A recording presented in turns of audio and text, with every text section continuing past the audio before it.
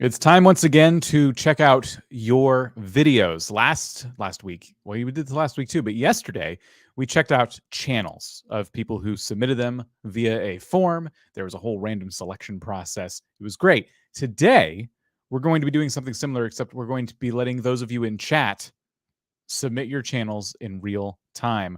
So there is no Google form to fill out. The way it works is that we have a hashtag. We haven't told you what the hashtag is yet, but one time only will you need to put it in chat. You can just kick back, chill out, wait to see if your videos get picked. Let's get to that in a minute, though. Thank you so much for being here, and thank you to Rob for being here. How's it going? Thank you to Dan for inviting me onto this live stream, even though it's a requirement. I just want to say I have a bone to pick with all of you creators, right? We're trying to offer this free service. We're trying our best to give you valuable advice and watch your videos. But every time we do this, every single week, we keep getting a copyright claim because somebody is using copyrighted music on their videos. And then when we watch them and we don't put our own voice over it, we get a copyright claim. So we have to trim that bit out of the live stream. So I don't know how you're going to fix this, but if you do want to submit your channel for review, your video for review, then please remove all copyrighted content from your channel so that it doesn't impact us. Yeah, you cut your own copyrighted stuff out. Why do we got to do it for you? So yeah, we are going to be checking out your channels today. It's going to be awesome. And we also encourage you to ask questions too. Throughout the stream, we're going to be cherry picking questions. We don't look at chat super intently while we're doing these streams. So every so often you can say hashtag question, ask your question, and we will grab it and kind of put it to the side. And then at certain points throughout the live stream, we'll be answering those questions. So if you have questions related to your channel, related to YouTube, please feel free. All my music is from the YouTube audio library. Right answer. Yeah, but exactly 100% Zelda, we don't know until we play the video because everything's just like on first impressions. We can't vet them in advance. So that's the challenge that we have. Yeah, it's always fun to get in there and find that, you know, the top 20 song just all of a sudden hits you in the eardrums. So I'm going to show you what the hashtag is. And again, I implore you to please only put it in chat once, not because doing it more is going to get around the system. The system is smarter than that. It just spams chat, and we don't need that. We want to make sure chat is available to everyone as well. So one time only will you need to do the following hashtag. Good luck with this one. Me. So yeah, you pronounce it that way, Dan. I pronounce it as me. Either way, take your pick. You have to type it exactly like that, and a top tip: wait for somebody to post it in the chat, and then you can copy it and paste it from there, rather than trying to make sure you get the right amount of M's and E's. Exactly. We got people that are getting it figured out. It's getting sorted. We also have some pre-selected channels from our vidIQ Max group. Yay! We invited them in the private vidIQ Max Discord to throw their channels into the ring as well. We picked a few of them. So we'll be looking at those throughout the stream as well. And if you want that opportunity at some point to have us look at your channel, it does increase your chances if you're in vidIQ Max. So the link for that is down below. We'll talk a little bit more about it a little bit later on. In hindsight, Dan, our hashtag should have been max priority or priority max. But we're just going to have to go with this for now. That would have been a great hashtag. All right, I'm drawing one. Let's see it. He almost caught me off guard there. Nicely timed. Timed as well. Raiden Moon Art. Okay. So I'm getting like so many things happening on the background here. All right, let me grab this channel name. Did you forget to put your phone on Do Not Disturb mode, Dan? Because that's what I did. Yeah, I did the same. There was a question I asked Travis in regards to vidIQ Max before the stream went live, but now I can't talk to you about it because we're live already. Yeah. But there was something, I don't know, maybe I'll PM you on the StreamYard chat. Okay.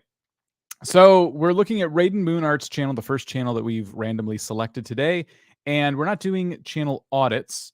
So we're going to actually look at the videos themselves and see if we can offer any kind of advice. It's a new way to meditate. I have a feeling music is going to be a thing with this channel, just looking at it on the surface. So depending on what we hear, we might need to talk over it or mute it. And then there's a couple videos that are several hours long, as if they were like live streams, and then there's some that are shorter. Which do you think we should focus I on? think we should go for one of the 3-minute ones. But just before you do, Dan, can I also preface as well that from the experience we've had so far with these video audits, I tend to think that we are quite overly critical. Like we're a bit ruthless. And I think the reason for that is because we're very much more now in a viewer's mindset rather than a channel audit mindset. And so when it comes to getting bored or distracted or thinking that's not good, we're looking at it from a viewer's point of view. And you have a very short amount of time to capture that new viewer's attention. And I will also admit, sometimes the advice I give you, I would be too, I would think myself, man, that's going to take a lot of hours to do. I don't know if I can be bothered to do that. We're kind of giving you like the answer as if it was a perfect creator doing the absolute best they can, but we appreciate that you may have to make sacrifices in the content that you're making. So if we are overcritical, I want to apologize in advance, because I feel as if I always drift into that territory. I'm going to try my best to be a little more constructive and praiseworthy. Let's play this rubbish video. Oh my gosh. I'm gonna pick the heavy metal one. Sure. I'm just gonna scroll down real quick when we click on it. Pause it, scroll down just to see what YouTube. So there's epidemic like sound. Okay, right. Okay. Now we don't have a license to play it, but we could. I don't think we do. I don't think we've got epidemic anymore. Right. So let's just play a little bit of it and just get a sense of it. Sure.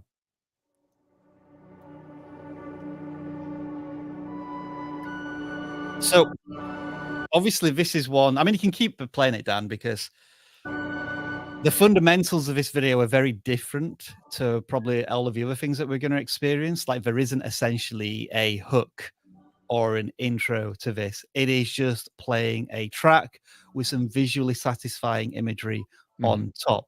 So I guess the argument could be here in terms of video length. Is somebody going to watch a 3-minute relaxation space meditation video? I'm not quite sure about that. And then if you scroll down on the right-hand side, I'm very curious to see what YouTube is going to recommend next. Like, so it's going to suggest some more orchestral music, a 5-minute one, but not necessarily from the same creator. Right.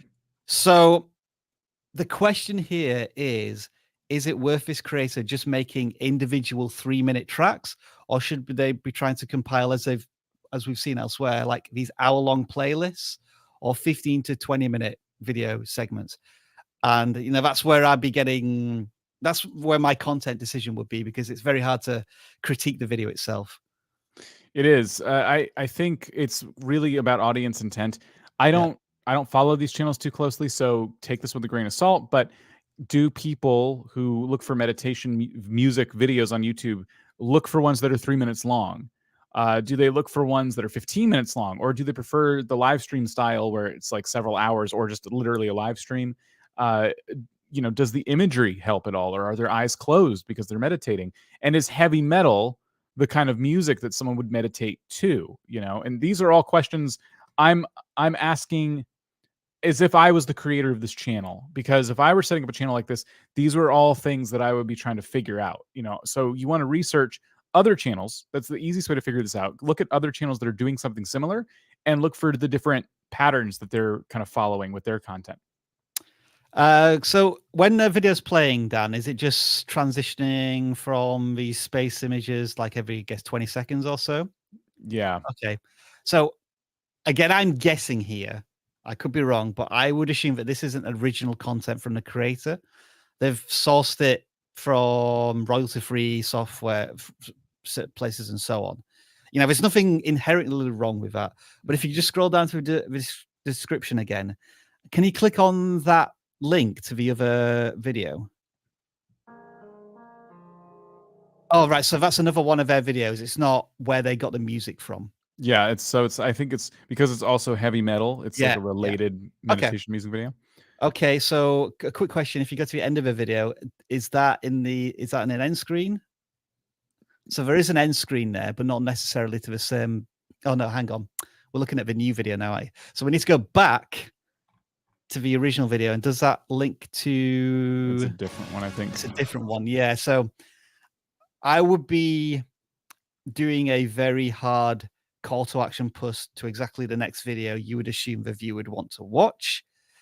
And then the final question, and again, I'm not saying there's any hard or fast rules here from me personally, but having researched, reused, and repetitious content a bit recently, how much transformational content is there here?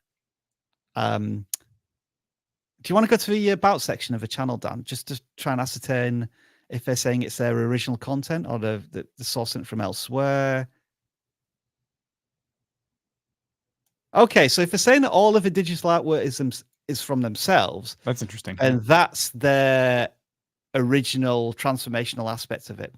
So on reflection, I'm not as concerned about it just being a faceless channel that's just, yes, they're grabbing stuff from other places and putting it on YouTube, but how original is that content? It looks as if there is an element of originality here. I kind of wonder if it's a matter of I have this digital art that I really enjoy making and I feel like I'm really good at it. I'm just not sure. I want to put it on YouTube, but I'm just not sure the right format for it. So maybe this is like something you're kind of trying. If that's the case, like the general feeling I have is this might not be the best place for people to enjoy this kind of work because you're pitching this as meditation music, and like when I imagine someone meditating, their eyes are closed.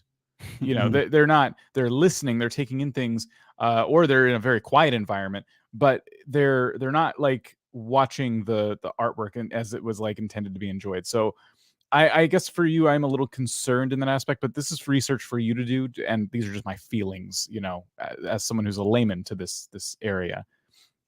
We should probably have this on our sound bed where it just says, I know we're not doing channel audits, but if you look at the music genres, we're going from heavy metal to gaming to relaxing Japanese music. You know, even though it is a meditation niche, I would be expecting similar sounding songs because I may enjoy Japanese music, but not heavy metal music as something to meditate to. So that's from a channel audit perspective.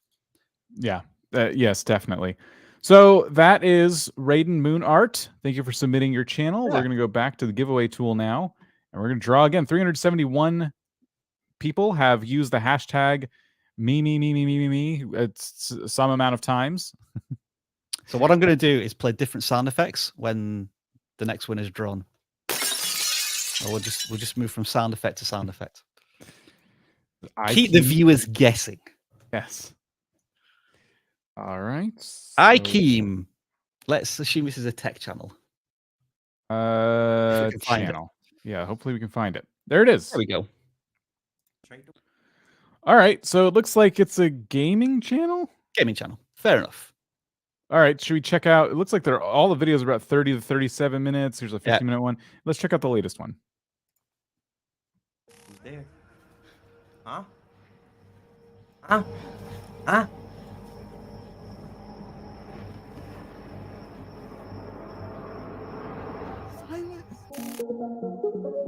Okay. Well, let's just keep this intro going. It's a branded intro. Oh man. Well, this is going on for a little while. Yeah. Oof. Okay. It's still going on. Right. And we're now 35 seconds in. All right. So pause it there. Yeah. So do you want to start with this one, Dan? Sorry, I was taking the lead there. I think we have the same feeling. So I was going to talk about the hook of your video. Like you obviously took a part of the game that was later in the video and like something you were reacting to.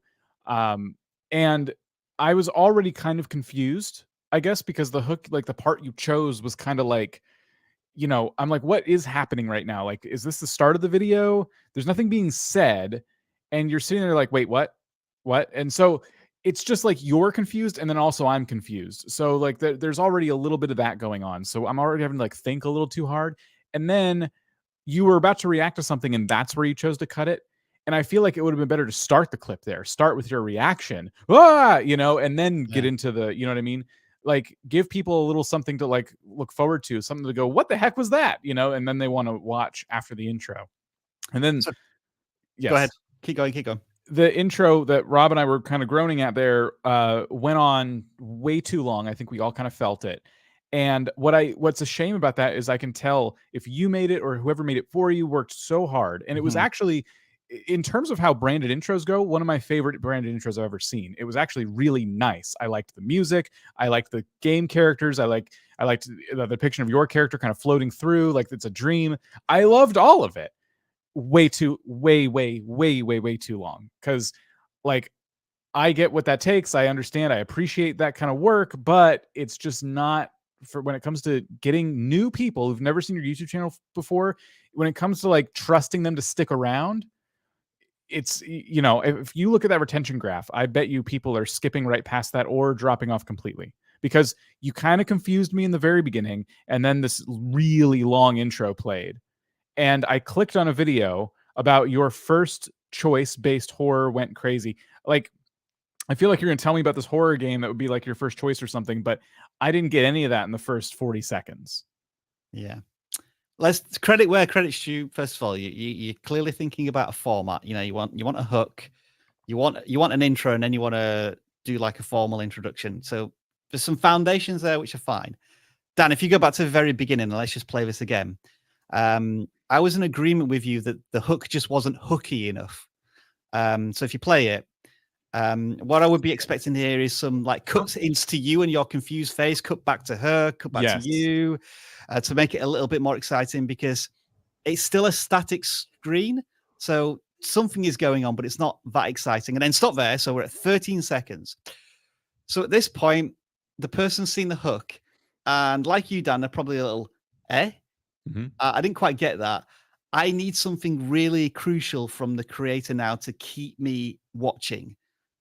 But unfortunately, you're giving the viewer a clear decision now. You're basically saying to the viewer, you've got 20 seconds to make a decision about whether you're going to stay or not. As those 20 seconds go on, as you say, Dan, there's probably quite a few people abandoning because of this branded intro. So obviously, we're going to recommend keep a hook by all means. You just need better execution on the hook, but test having no branded intro, especially when the video is 37 minutes long. And I've just had to go through 35 seconds worth of intros. We're already struggling as a viewer, I would suggest. Yeah. So that's our thoughts on intros, branded intros in general. We've seen ones that are like 2 seconds long and still said maybe you don't need that. Because the branding, like I've seen a lot of channels have like a lot of success keeping that branded intro at the end and making it an outro, and you'll lose, your retention graph will be dipping, but at least it'll be dipping in the right spot of the video instead of losing people early in your video and having them never get to experience your content. They'll have experienced your content. And if they get that your branded outro is really long and they want to leave, at least they saw the majority of the video. The branded intro, I think, is twice as long as the hook. Yes. And that is, I guess, a fatal error in terms of audience retention. Yeah, it stops about right here.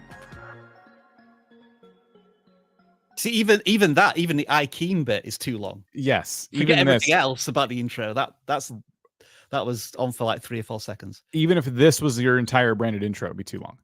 So I would experiment. Just try this for us. Just experiment with taking that out of your next video, your next number of videos, and see if your retention graphs look any different, and just humor us at least. If you're disagreeing with it, just at least please just give it a try. And then I want to look at just somewhere in the middle of the video. Sure. So this is a 37-minute video. For gaming, that is an eternity. So I'm already a little bit nervous. How much editing was done to prepare for this video? Did you really take like the best moments and pack them into this 37-minute video? What the? I am blinking like. I'm glad he didn't swear. At least for us. Is this loud enough? It could do with being a little louder.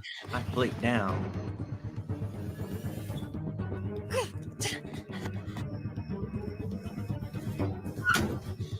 This game's some BS already. So, I mean, if you pause it there, Dan, it doesn't look as if there's any cutting here. And there was an opportunity there when he said this game's BS already, like zooming in on him and having like a red reaction or something. There was an editing opportunity there, Yeah. and we didn't see it. Let's skip a little bit. So is the whole game just like a cinematic where you're just kind of like using the controller very sparingly? Because I noticed the joystick needed to be clicked while they Yeah. were running. Let's see. Yeah. Huh? Well, you folks want to tell me what happened here? I'm kind of worried that the game doesn't offer you a lot of opportunity to like interject because it's like watching a movie. You know, but I also worry that you might, if the developer of this game has a certain feeling about the way you're producing this content, you might get into some trouble because it doesn't seem like you're adding enough. You're not transforming the content enough. Transforming aspect, yeah. That's very specific to this type of game. It's very cinematic, whereas like other games, you play them more. You're more inclined. It's almost hard not to transform it in some way because you have to add your personality to it. Whereas this game is kind of sucking that away because you have to listen. You have to pay attention to what's going on. So you might, because you're not editing this down and you're not transforming it enough, you might get into some trouble later on. You know, with the developers of the Quarry, because they're like, this guy's just showing our entire game. You know, the story is why we made it. The story is why people have to play it for themselves. So you're not really reacting to it in the way that would be in line with fair use, just to the few glances we've had with it. So we'll probably talk about this in more detail later, but vidIQ Max members had a session with Ian Corzine. We've had to draft him in because Emily D. Baker's gone Hollywood on us. So we have a second lawyer helping us out, and he was talking about copyright. And he was saying how there are different aspects of copyright. Like if you just clip an insignificant part of a movie, maybe for its comedic value in one like little part of a film, that's fine. But if you like take the heart of a copyright, say for example, the example he used was, let's say, sorry if I'm spoiling this for anyone who hasn't seen this film yet, but where Darth Vader tells Luke that he's his father, and you use that as a clip in your video, that's almost like stealing the heart of a movie because like everything rests on that pivotal moment. And you would argue that if, Dan, as you're saying, this is a very narrative-based video game and you're just showing all of it, then you're stealing the heart of the copyright owner's content. And then that's going to be harder to defend against a copyright claim. Yeah. Real quick, I'm just putting a pinned comment here related to the hashtag of the day. Me. How many memes was it? I think it was 2 memes and 1 me. Okay, meme. Me. Okay, so only post this in chat once. It doesn't work more than that anyway. And it doesn't matter if you pin it down, people are still going to put it in. At least it helps with our engagement. You know, like a chat is off the scale right now, but it's just chat of the same word over and over again. To have review your video, I just cannot today. We are averaging 50 memes messages per minute, which is good. Oh my goodness. So there you go in chat. Please be respectful of the rules. We would hate to have to remove you. But there we go. So that's pinned in chat for anyone who's just joining, and that way we don't have to keep talking about it. All right, cool. So, but I think we've definitely talked about this video quite a bit. Our general insights here would be to cut your intros down more, have a stronger hook, and then I would edit these down. To be fair, I haven't seen the whole thing. Maybe I've missed a lot of your edits. So true. I'm willing to admit if I'm wrong there, but I do feel like a 37-minute video in any context, like for a gaming channel, is long. Unless you're like Dream or somebody who's kind of like worked their way up to that. I would start with much shorter videos. I would be doing a lot more with my editing. You have the benefit of a face cam here, which means for comedy's sake, you can cut in on your face. You can go big, like put your face on the big screen for a second, just to really enhance your reaction, really like punch your audience in the face with it. And I didn't see any of those kinds of cuts. And that's really, when it comes to the horror genre, especially, that's like ubiquitous. Like everybody's doing that. And so just scrubbing through the timeline, I never see your face appear any larger except for right here. So this is where like we see the full camera and we see the green screen. So like the facade is gone. And that's all good. But yeah, I would say that not enough is being done for the retention of your content. But we do hope that helped. What? I do. I want to help the creator. Yeah. I feel as if like we kind of add that on at the end and say, hope this helped. Hope it was good advice. I didn't watch the whole YouTube. thing, right? So that's where the hope is coming in. I do hope that resonated. I hope that I understood your video, even though I hadn't seen the whole thing. I think what we should do is we should allow people to film their own video reviews of us, like play one of the vidIQ videos and rip it apart. Yeah, more than happy for you to do that. Yeah. Big Al's barbecue. All right. I'm already looking forward to this. Let's see. Oh, I typed it into Google. I'm sorry. I do that sometimes. You weren't the first result, just in case you were wondering. All right. Big Al's Barbecue reviews, recipes, tips, and tricks weekly. How old is the channel? I'm just curious. Okay, 2 months. Cool. 2 months. You're already doing awesome in terms of channel audit. Sorry. How to make in terms of channel auditness, I think we would have a lot to say. But we're going to take a look at your latest video here. Hi, and welcome to the channel. So today we are going to cook the best thing in barbecue. It's meat on a stick.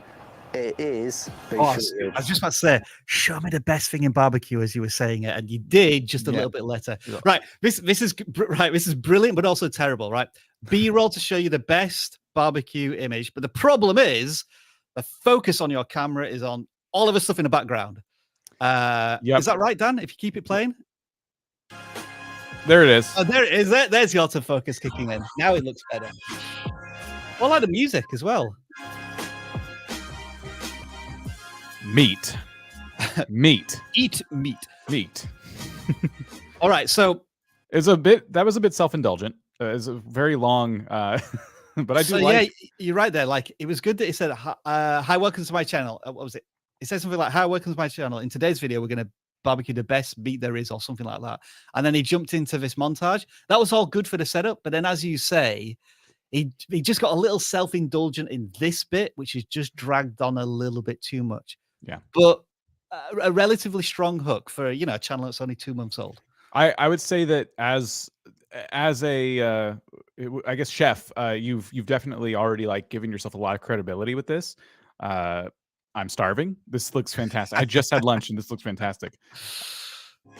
So stay with me in this video and I'll show you all the little tricks, all the little tips that you need to get the best beef short ribs you possibly redundant information. I would say that. Absolutely. Let's get into it. You should have gone straight into the house and you yeah. chopping meat and stuff. Back here, you already showed me that you're capable of this. So you already convinced me to stick around. You don't have to remind me of that. And again, now we're really nitpicking. We're really splitting hairs. We are. Yeah. But this first 30 seconds is so crucial. So we really want to make sure that people, get to the meat of the video as fast as possible. Best beef short ribs you possibly can do. These things are absolutely amazing, but you need to know how to cook them right, and I'll show you that today. So I got these from John Davison. He's an online butcher. I'm not getting paid. These aren't free, haven't been sent to me or anything like that, but he gets such amazing produce from him. It's just, I don't mind giving him a shout out for free. Go and check him out, and he's a really nice bloke as well. Okay, so pause the video again. It feels like you're trying to do a, if this was like an affiliate link, I think he said it wasn't, but you're kind of doing like a sponsored bit where you probably want to do that much later on in the video when like the meat is sizzling and they say, oh, by the way, I've got this meat from this place. It's really tasty. I recommend you go there. Not sponsored. Almost like as a throwaway comment, but we're almost a minute in now. And I'm like, come on, Start Yes. show me the smoke. Start showing me how to make it. Yes. Because you talked about an easy recipe. You haven't shown me the recipe yet either. So as you say, Dan, like we are being ruthless here, but we're thinking like this could be, if you just shaved off probably, I'm guessing here probably about 40% of the content, you bring it down to 7 minutes, chef's kiss. It would all be like really high value, to the point stuff. Yeah, the other thing I want to talk about too is the framing of this shot. So we have so much space on this video not being utilized. True. Yeah. You could have either with your camera or in post, you could have cropped in and shown the logo and the smoker still, but take out the trees, take out the stuff in the corner down Yeah. here, take out the sky because I want to look at you. I really want to see you up close, and then the meat as well. Even if that means taking the table and putting something under it so that brings it higher. You know what I mean? So I want to see more of this. I want to punch in on this whole shot. I want to crop out the door. I want to crop out the tree. I want to crop out the stuff in the corner. I want to crop out the sky. And you have the room to do that here. It's literally just a matter of zooming in. Yeah. And that would have made it more engaging and made it easier for me to connect with you as the host of the video. I was thinking about, as we do more and more of these video audits, Dan, we should definitely have Ben Johnson on. Yes. And just like have him for an hour talking about this stuff, because you're right. If you look at my frame and Dan's frame, it looks quite fairly polished, but like there's chaos literally out of frame. And this creator is unfortunately still revealing just a little bit of the chaos outside of a frame, which should be quite relatively easy to fix. Another retention tip I have for you is once you get your shot set for your main shot, then from there you punch in and out in post. Yeah. So you kind of, when you make different points, just to keep the audience's attention, you go closer in on your face. You see us do it in vidIQ videos all the time. And then also, even if you don't have a second camera, you should have taken some B-roll of the raw meat and the products you have on the table. And every once in a while you pan over those, right? Yeah. As you're talking, again, just to have another cutaway shot, you have a camera on that meat just pop up as some B-roll. If you had a second camera is even better. That just saves you time though. So throughout the recording process, I would be stopping what I'm doing after I do my presentation, and I'd be taking some B-roll shots of the meat, maybe the smoker in the back. Those are just cutaways. Those are just things to help pattern interrupt a little bit. So that's so far, a minute in, we haven't seen a lot of that other than the intro, but I'm afraid as I scrub through, okay, we finally, look at this. This is the exact shot I wanted from as the main shot. We got the sky out. We got the stuff out on the side. The door is gone. This is how the video should have been the whole time. And then punching in and out from this point. Yes, exactly. Yeah. Now they are implementing some B-roll as we go. I've got the vast majority of this. Maybe there's a little bit down here that I could get rid of, but I'm not too worried about that. But you can see I exposed all the meat along here, and you can see all that intermuscular fat there. So that's going to melt down. That's going to give you all your flavour, all the juiciness, and that is going to be absolutely gorgeous. So next. So very detailed. It clearly knows his stuff. Do the sides. Now this is probably where you could do a little bit of editing tricks to maybe like punch in like a quick shake. It feels as if you're showing everything here, where again you could probably shave off a couple of seconds with each clip of this, but because the viewer doesn't need to see you covering the whole, salting the whole, or whatever you're doing, seasoning the whole meat. They just need to see like the beginning and end of it, and then hopefully should get the idea. It's more like less showing, and almost no telling. Yeah, that is absolutely, because you already cut it down to 11 minutes, so it's not like they're going to have to pause if they want to cook alongside you anyway. So you might as well shorten it a little bit more, and yeah, like Rob said, doing those editing tricks can really speed up this whole process. So editing is being done, and they are even doing, like right here, I noticed they punched in. And then we put it in the smoker. Okay, so this has had about 10 minutes now, 10-15 minutes. That salt, pepper, and the Lowry salt is nice and adhered to this now. I'm just going to stick a meter probe in, and I'm going to go for about here. So really, like, a lot of care going into teaching people how to do this, which I really like. So for me, it's a lot of just the general production tips, and I think that could improve a lot of this person's retention. But I mean, it's a cool setup you have, and I do think that with just some without spending any extra money, like some simple editing tricks could really take this to the next level. Yeah, I'm encouraged by this creator. I mean, I know we've thrown a lot of nitpicks there, but for a channel that's 2 months old and they're filming with what was good audio, that can be difficult to capture. I guess you're probably using a wireless lav mic, multiple camera angles with B-roll. You know, there's a lot of good stuff there.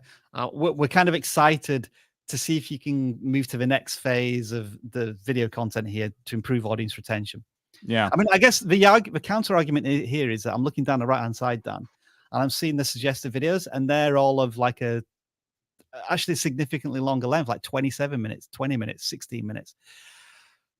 I'm not going to watch them videos now, but it may be worth the creator watching them videos to see if like what we're saying is incorrect for the genre, in that most creators don't do lots of really funky edits, and it is very much an experience as much as a tutorial. Yeah. And so yeah, take lessons from successful creators in your genre as well.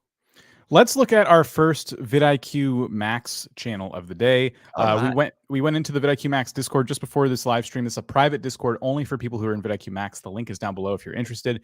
It is our group coaching program. Basically, every 2 weeks, there's another live presentation with our vidIQ coaches, including Travis and Alexi and Jeff. And sometimes Rob and I pop in there. And we also do random special things in Discord as well. Rob, if you look in the private chat right now, you can help determine when the next special thing we're doing is. I don't want to hold you to anything live on camera, but I did let you know what I would like to do. Okay. Is there a time? Does that work? And is there a time that works? That works. Morning time for me, like sometime around what, between 9 and 12? Between 9 and 12. For me. Okay. So what about when this live stream would generally start?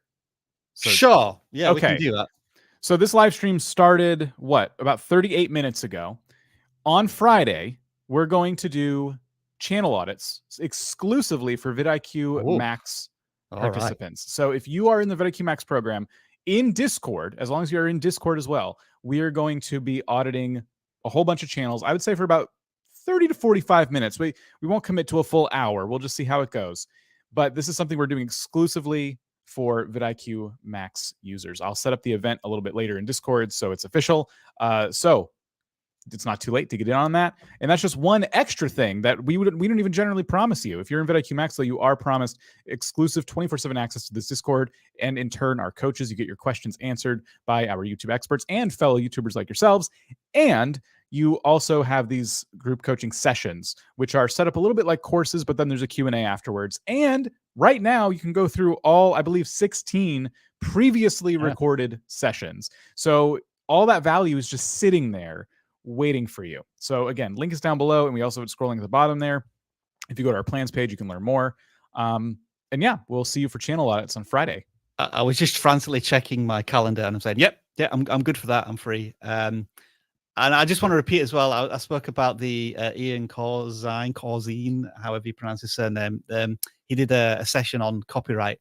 And I actually learned quite a lot about copyright that I didn't even know. Things that he wouldn't necessarily say on a YouTube video, because they're kind of a little critical of YouTube, but it's like such insider knowledge. And I thought it was brilliant. So, yes. You know, if you do sign up for vidIQ Max, that's probably one of the first ones you want to watch. Yeah, absolutely. If you've ever had a question about copyright, your mind will be put at ease, and you'll learn a lot just from that that latest course or webinar, whatever you'd like to refer to it as. And another thing we did for vidIQ Max people is that we pre-selected some of their channels for this very live stream. So we're going to check out specifically people who are in vidIQ Max right now. I have the first channel we want to look at pulled up right here. It is TF Brit. They are a Minecraft channel with incredible thumbnails, but we're not doing channel audits. So that's a shame. I know. Just know that we really like these thumbnails. So I want to look at their latest video. There looks like they're doing a lot of Minecraft content that's like challenges. Kind of, I've seen a lot of the style of like hour 24. Like you're kind of putting yourself through these types of challenges, documenting your experience. So let's look at the recent Hive video and see what we got. The Hive just released its biggest update in history, Arcade, which features its own brand new hub which can be accessed from the main lobby. A brand new updated version of the monorail from Christmas, and many, many lobby parkour games. And of course, I have to mention the 4 Pause. Where's that music from? It feels a little Disney, doesn't it? Yeah, I'm sure it's from a video game. Somebody answering that in the chat because that's going to drive me bonkers. It sounded like it was from an RPG. Oh, yeah, like a Fire Emblem or something. Yeah, or it might be like one of the arenas in Super Mario Smash Bros. Odyssey. Okay, Mario Galaxy. Yeah, there we go. Mario Odyssey. Okay, Galaxy or Odyssey? Or one or the Galaxy. other. Yeah. So good answer.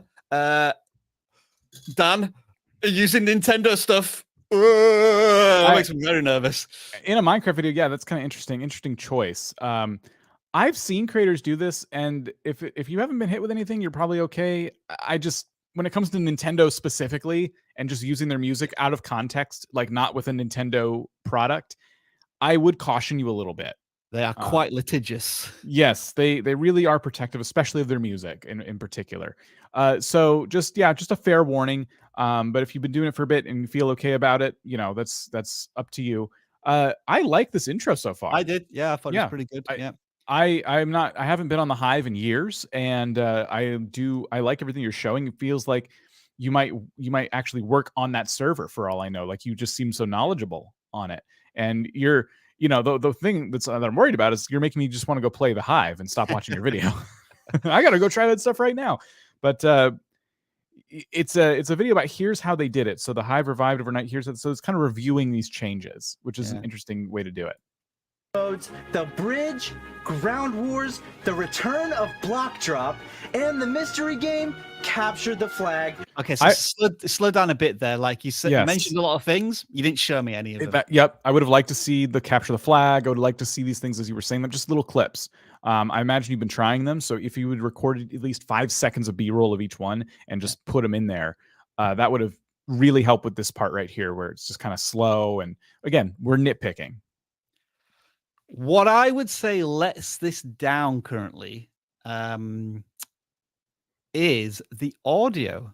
I felt as if I heard quite a lot of echo in his microphone. I mean, Dan, if you want to just go back to the beginning and play it again, maybe that's just my ear, but it sounds like a microphone upgrade might be this creator's next step. Because don't get me wrong, it's not bad, but compared to the production quality of the editing and the video itself, I felt it was lacking a bit. Mm-hmm. The Hive just released its biggest update in history, Arcade. What do you reckon? Yeah, there's definitely like a tinny kind of sound to it. It's just it's hollow, you know. It's good. I've heard worse. Like, don't get me wrong, I've definitely heard worse, but that would be the upgrade I'd be looking at, is a mic, or if you have a nice mic, a mixer or something to help you kind of, like, you know, tamp that down a little bit. Just play the intro again. I'm gonna do something really stupid here. Right. Brand new. Go back to the complete beginning.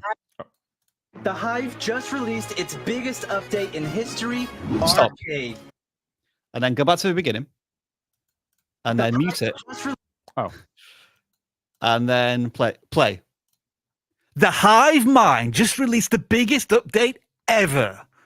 So hopefully that sounded as if it had a bit more gravitas, a bit more oomph. Because I think with faceless channels, because we don't see the body language and the gesture, you almost have to dial up your voice a little bit. Mm-hmm. And I don't think the microphone is capturing that. Again, this is just my own personal opinion. Yeah. A lot of people recommending the Blue Yeti or Blue Snowball. Absolutely. And those are not magic. Those are they're here. They were asking for suggestions. I'll buy a mic right now. What do you suggest? All right, affiliate links. Let's see what we can find. Blue Yeti, Blue Snowball are definitely popular suggestions. These mics are not magic. It does also help to have a good space to record in. So if you could get something to put on your big blank walls, like some sound panels, like this map poster I have back here. I don't really like it. It's dark, but what's nice about it is it's a canvas, so it's like thick, and it offers a little more buffering of noise in my room. I want more sound paneling. I don't have enough. but I have just enough, you know, and What my is TF soundboard does an okay job. what is TF Brit using now? That's what I need to know, because if he's using some onboard device, well, it's almost academic. What you buy, you just need a dedicated microphone, and that's going to significantly increase the audio. But I Yeah. mean, people in the chat, I don't know if I'm right about this. It just feels as if the voice, because it's faceless, I'm not getting that same richness and bass as I might do from other faceless channels. That does feel, yeah, it's more important with faceless channels, I would say. The one thing on my faceless channel that I get a lot is compliments on my audio quality. So, and that's what I want. If people are complimenting the audio quality, I know I'm doing it right, you know. The other thing I'll tell you, TF Brit, is since you are in the vidIQ Max Discord, do ask the folks in there, because we've now watched a number of their videos, and I know like there are people in there with great microphones, great equipment. So take some suggestions from here in chat too. I'm seeing a lot of very popular ones like the Shure SM7B is coming up a lot. So ask them too, and they'll probably give you some links and stuff like that. Definitely take advantage of that network that you have being in vidIQ Max. You will have an answer from either Journey or Power Dragon within seconds. Yeah. I'm going to skip ahead a little bit because I want to see if they're playing the games. Like we saw the intro, they did the setup. Let's go like to a minute in. Don't forget to unmute. And see what we got. Which features 3 minigames. Nemo Slap, a minigame where you simply use a knockback Nemo to send people flying to their death. Duels, which if you're familiar with Minecraft PvP, you're probably already familiar with this, but in case you aren't, you select a kit and 1v1 random players or whoever's in your party. And last but not least, the OG of all minigames, Spleef. And if you're not familiar with Spleef, I can only imagine that you've been living under a rock your entire life. Basically, you and a bunch of other players run around and... So you're showing the games, you're actually showing the games and explaining them, which I really like as well. It feels to me as if the creator is very tightly scripting this, and then it allows him to be quite expressive. You know, I'm hearing that energy in his voice. I think also I'm now starting to think that maybe the music is just a touch too loud, very slightly too loud, so it's drowning out the audio a little bit. So that might be another reason why I'm complaining about the audio. But I mean, I know nothing about this game and I don't care about Minecraft, but it all sounded, you know, it sounded believable. It sounded like I could trust this person to tell me the best things about this Hive arcade update. Yeah, it looks like a lot of fun. I think that the folks at these big Minecraft servers have made the whole subculture of Minecrafting. You know, a lot of people play Minecraft and their entire experience is on these servers. So this is a good like niche to get into. Bed Wars being like an example of one of those. I want to look at just, I know we've been lingering this channel quite a bit. I just want to look at one more video, a bit different. This one seems a bit more like a let's play. So I just want to give it a few seconds and just see. We like to linger on vidIQ Max members. I have to survive the next 24 hours in Minecraft Bed Wars, which also happens to be the game of the week, which means some pretty sweaty players are going to be very mean to me. Please be gentle. I'm small and weak. For the first hour, I just played casual, and as expected, I was getting bullied. Again, that seemed like a pretty effective intro to me, Dan. They use some text appearing on screen as well, which is a bit of a common YouTube trait right now, but it seems to work. I don't have any general complaints. I would just be saying, yeah, you've got the fundamentals in place. How can you just make that even more exciting, even more snappier? You know, do more of what you're doing, because I think it's fantastic. I would also, just a quick thumbnail critique, hour 0, hour 24. One thing I would say is that, well, two things. I Survived is a bit hard to read because of the red text, but also I do feel like this I Survived would have impacted your click-through rate, only because the whole idea is that you were like, you said it here too, like you're trying to survive 24 hours, but you basically give away in the video that you did in fact survive.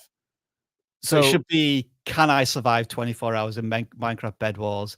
And then on a thumbnail, it should say hour 17 with like an arrow stuck in their head or something. So like to create an element of jeopardy that, you know, this might not happen.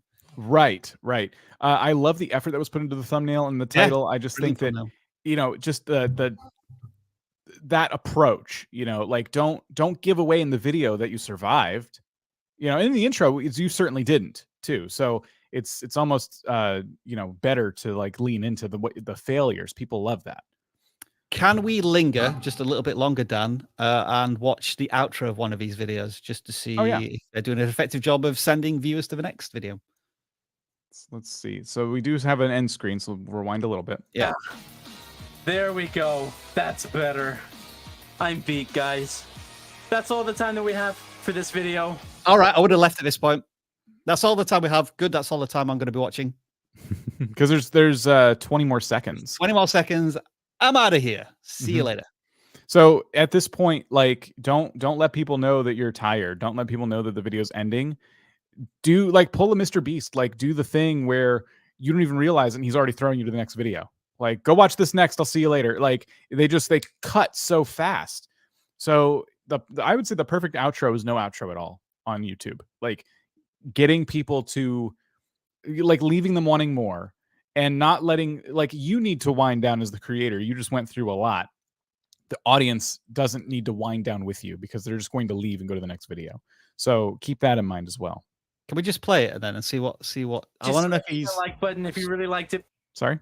Can you just play it? So he's doing like the usual call to actions. Blah, Please blah, blah. consider subscribing. I'll see you in the next video. Peace. All right. So why should I watch Bed Wars YouTuber versus 5 Hunters? You've got it on screen and it's going to be there for another 10 seconds. But as well as you telling me that that's it for this video, guys, I may have left 10 seconds ago. But if I'm now lingering, do I have any incentive? This is where instead of saying that's it for this one, it says, you might say, man, I'm beat. But I'll tell you what, I was even more beat when I was trying to take on 5 Hunters in this video that you can watch right now. Yep. And my guess is your end screen click-through rate is like for the channel is like 1 to 2%. Because we were the same until we started really being intentional with our calls to action, and then we got it up to like 10 to 15% that we have now. So of all of the good stuff that you're doing, the next thing to try and increase session watch time to get more videos per viewer on your channel, you need to start working on the end screens. Because is this a branded outro as well? I think it is. Let's play it. Yeah, it's just not enough. It's weak. Yeah. And we appreciate, at the end of a video, you're knackered. You just want to get it done. This is one of the things that you might sacrifice. But the intro and the outro are so crucial for keeping the viewer on the video and then getting them to watch something else from you. So one quick question here. Are the channels chosen from chat? They are. We've been kind of bouncing back and forth. We have some channels we pre-selected from our vidIQ Max crowd, but then we also have this tool. The hashtag is pinned at the top of chat. And if you enter that in chat just once, you will be entered in this drawing along with 600 plus other people. And when we hit this button, we will be shown the next channel we're going to go see. And then we'll check out another vidIQ Max channel after that. It will be Rye Toast. I think we may have channel audited this channel. Oh, we've done a shout out for them. Why does Toast bring back have flashbacks for me? I don't know. I don't know. So another gaming channel, horror gaming. Looks like Five Nights at Freddy's. This is why Five Nights at Freddy's Plus will be terrifying. Okay, should we? So they're kind of covering, I guess, the next Five Nights at Freddy's game. Should we look at the latest one? I'm a bit scared, but yeah. We just got some crazy new footage from FNAF Plus, and in true Fiznom fashion, it was released because the developer was bored. So to really appreciate what we've been given, let's go through everything we know about the game so far and what else could possibly be featured in this super anticipated fan game. Developer Phil Morg, better known online as Fiznom, is currently working on the AI and programming for the Fanverse Initiative-backed project Five Nights at Freddy's Plus. So far, he's held his cards very close to his chest about details and assets from the game. So I guess we're getting a bit of background. Captioned all the way through, just out of interest. Oh, No. no. All right. I'm just curious. There's a lot of commitment to do that. Yeah. That was a lot of captioning at the front.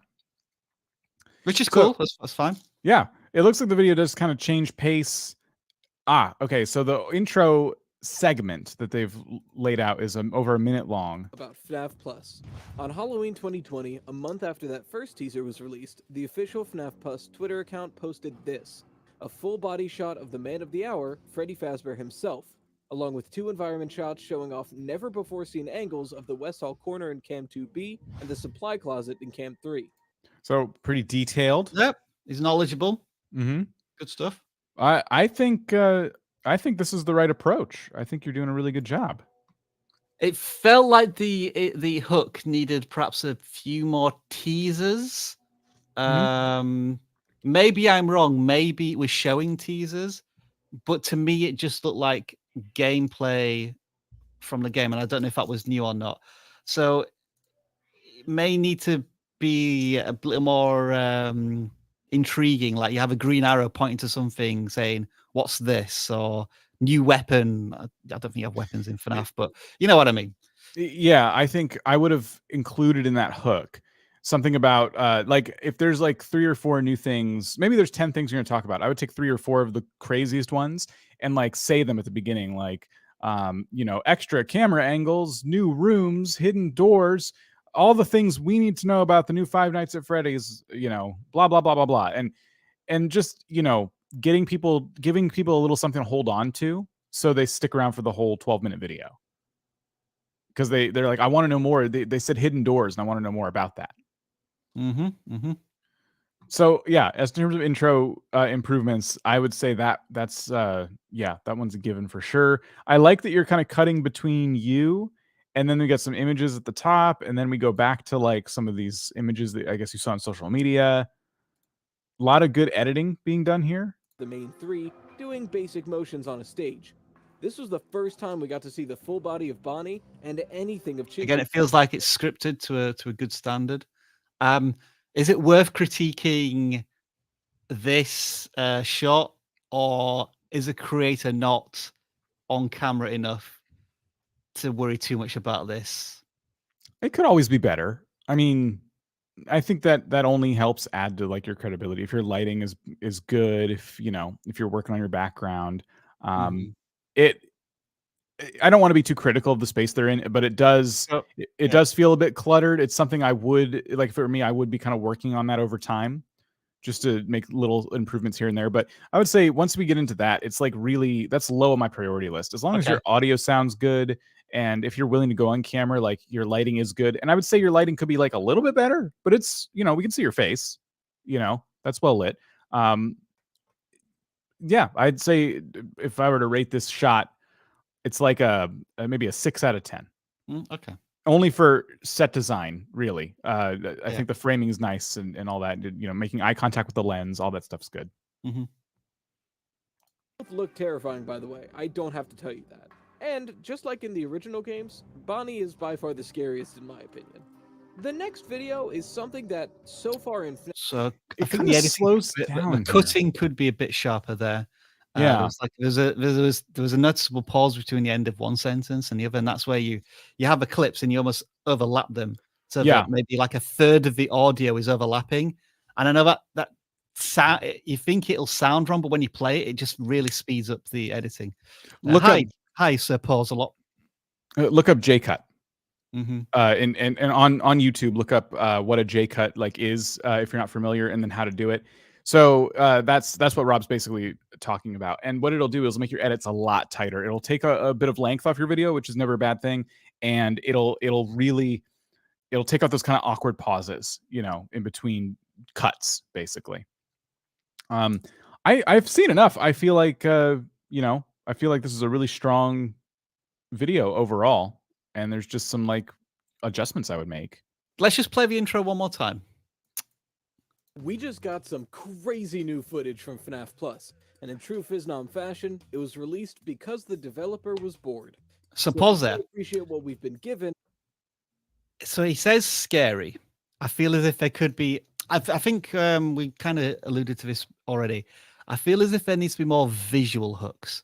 So like you said, scary, that could have been an opportunity to introduce a scary new character, like zooming in some way.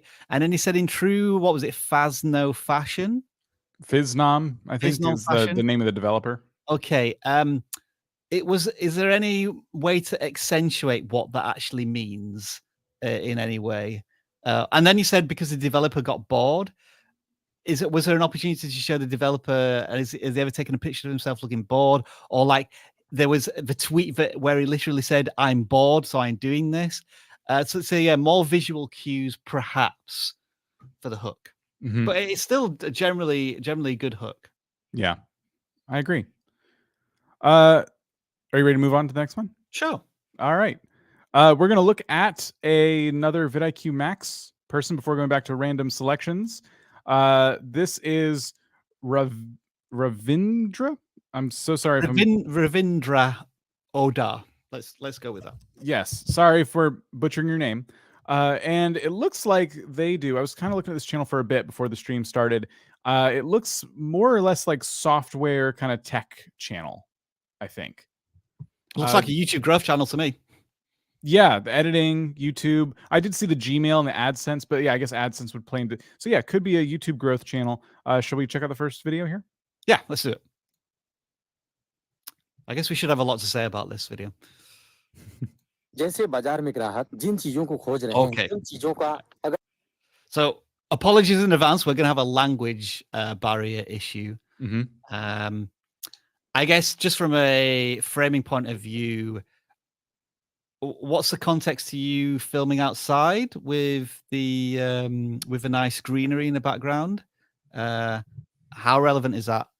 And then within the first 10 seconds, I would be wanting to see either some B-roll or a graph or some numbers to validate the concept of getting more views. Yeah, we don't know what's being said in the video right now, so it's hard to rely on visuals. Yeah, we'll just watch a few more seconds here. Yeah. अगर आपके पास stock है तो चीजें बिकती ही हैं guys अगर आपने नया चैनल स्टार्ट किया है तो शुरुआत में व्यूज ना आने की काफी प्रॉब्लम होती है. So I want to skip around a little bit just to see. Yeah. Okay, so there's something here. So video link share. So I'm guessing it's like a call to action. Possibly.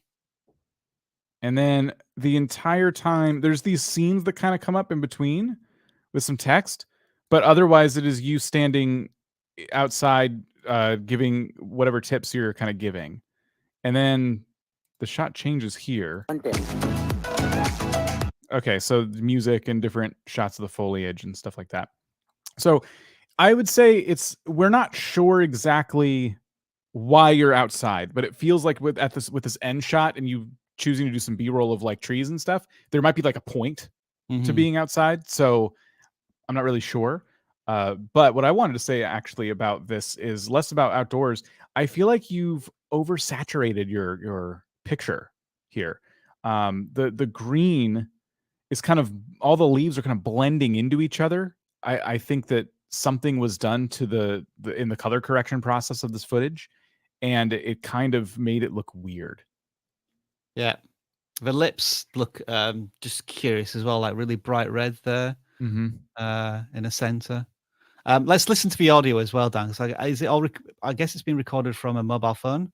दूसरा important tricks है खुद ही. It sounds like it's peaking a bit, the audio as well. Yeah, I think I would be looking at that in as I was editing and seeing if the audio is peaking, and if so, what you can do about that. If you're using a phone microphone, it would just be a matter of talking a little quieter or pulling it away from your face a little bit more.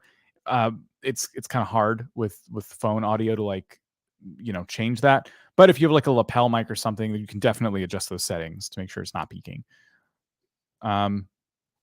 Hard to give a lot of advice without being able to understand what's being said, but I will say that because of the thumbnail, I agree with you. I do feel like there should be more graphs. There should be more things interrupting this main shot here, some B-roll. More things that the intended audience is familiar with, that being a YouTube watch page or the YouTube studio, because you've tried to create that familiarity. And this is what we do. We show this real-time graph sometimes in our thumbnails because we know our audience is aware of what it is. But then there's no other YouTube comfort or familiarity in the rest of the video that we can see. It's just those somewhat random transition graphics, it looks to be. Can we just play another video, Dan? I'm just curious if he uses different scenes with each video, or okay, so even in the preview there. YouTube We saw a bit of YouTube stuff. Yeah. So it is how to use YouTube Studio. Cool. All right. I'm a little bit confused because the titles are in English, but there's text in the thumbnail that's not, and the video's not in English. Is there a reason for that? I think this is a very common thing with our Indian audience where the bilingual. So like English is usually like a second language versus the main language. I know there's about 20 official languages in India, and forgive my lack of knowledge, generally speaking, but I think English is universally understood as a second language in India, so most people can follow that. And it's one of those odd things. So I'm not going to criticize them for using a combination of languages because I think that's just something we're not that familiar with in the Western world. Yeah. So that aside, I do like that you're bringing people through YouTube Studio. You're showing them what they need to see, what they need to know about YouTube Studio, which is the point of the video. All that is really good. Let's hear the audio here. hours का information मिलेगा. Ah, right. So he's now using a proper microphone in a studio doing this section. Yeah, this sounds a lot nicer. This definitely sounds a lot nicer to me. आपके channel का 2 verification option भी रहेगा और यहाँ पर एक information रहेगा 0 active community. It's like we're talking about monetization. Just go back to the beginning, Dan, because I wanted to point out maybe a lack of consistency in the shot here. Because remember when we were looking at the previous one, it seemed to be like oversaturated, and maybe the brightness had been turned up. Whereas this one, it looks like the contrast has been turned down. I don't know if that's like influenced by the time of day that you're recording, but obviously when you don't have control of your elements, when you're filming outside, this thing can start to happen, unfortunately. How important is it? That's I guess another question for this content. Guys अगर आप एक successful YouTuber बनना चाहते हैं तो YouTube studio को proper Yeah, it's just I would be looking at some tutorials on ways that you could kind of improve the video quality as just a general improvement. Like as you're looking to skill up as a creator, that would be something that was on my list. You know, whenever you have time to do that, you know, it helps. I think it helps. Overall, though, I mean, not a lot of videos in the last 3 weeks, and you're already off to a really good start. I would say, especially the Google AdSense video that really took off for you. Yeah, a lot of people ask about that monetization wise. Like, what do I need to do with my AdSense account? And I think in particular in that region, a lot of people want to understand how AdSense works. So Yeah, that could be one of your gateway videos. And the thumbnails, I mean, again, for a channel that's only 3 weeks old, the thumbnails have started in the right direction. Because I mean, certainly in India, I know that thumbnails can get very, very busy, and to us, very, very chaotic. But that is, I think, the trend in that region. Whereas these seem, even again, to my, I can't necessarily read the language, but the visuals tell me what I need to know about the videos. Like if I didn't have titles here, I would still be able to probably understand what most of these videos are about. So from a thumbnail perspective, that's a good start. All right, I think we should move on to our next random selection channel. Everyone's been using the hashtag. Thank you for that. Thank you for being here. The next channel we're going to look at is, by random draw, Akash Sin Art. I don't know if I'm saying that right. While to decide what. I'm still working my way through the sound. Well, you see, some of them, Dan, are like this, and I don't know if I really want to use that sound effect with anyone or this. It's kind of like a negative connotation. I'm trying to find something neutral or positive. So this is a drawing channel. Do we want to look at their latest video, remaking my old artwork? So video lengths are about 5 minutes or more for most videos? Yeah, some go 15, 20 minutes. Some are like... Yeah, let's do the latest one. Hello everyone, welcome back. In this episode of Let's Draw, I'm going to repaint a painting I did in 2020 and 2021. So naturally this year I'm going to do it again for the third attempt So let's see what we are drawing today. So starting with a rough idea, I wanted to be a little bit more dynamic with the pose from the last two versions. So once I have the final pose and stuff, I'm just cleaning up my idea. This time I wanted to put in a. So we have 40 seconds in. You know, the intro was a little bit slow, but we got to the drawing, I would say, in a pretty good amount of time. I would have liked to have seen the drawing sooner, or this part of a time lapse where, you know, it's in the motion of being drawn. Would have been nice. And I guess the question I might be asking from a viewer is, why should I care? And I know that sounds flippant, but am I going to learn techniques by you? I can't remember if they said this. Did they say that they're going to redraw it because they want to learn new techniques? I'm trying to remember what they said exactly in the hook. Hello everyone, welcome back.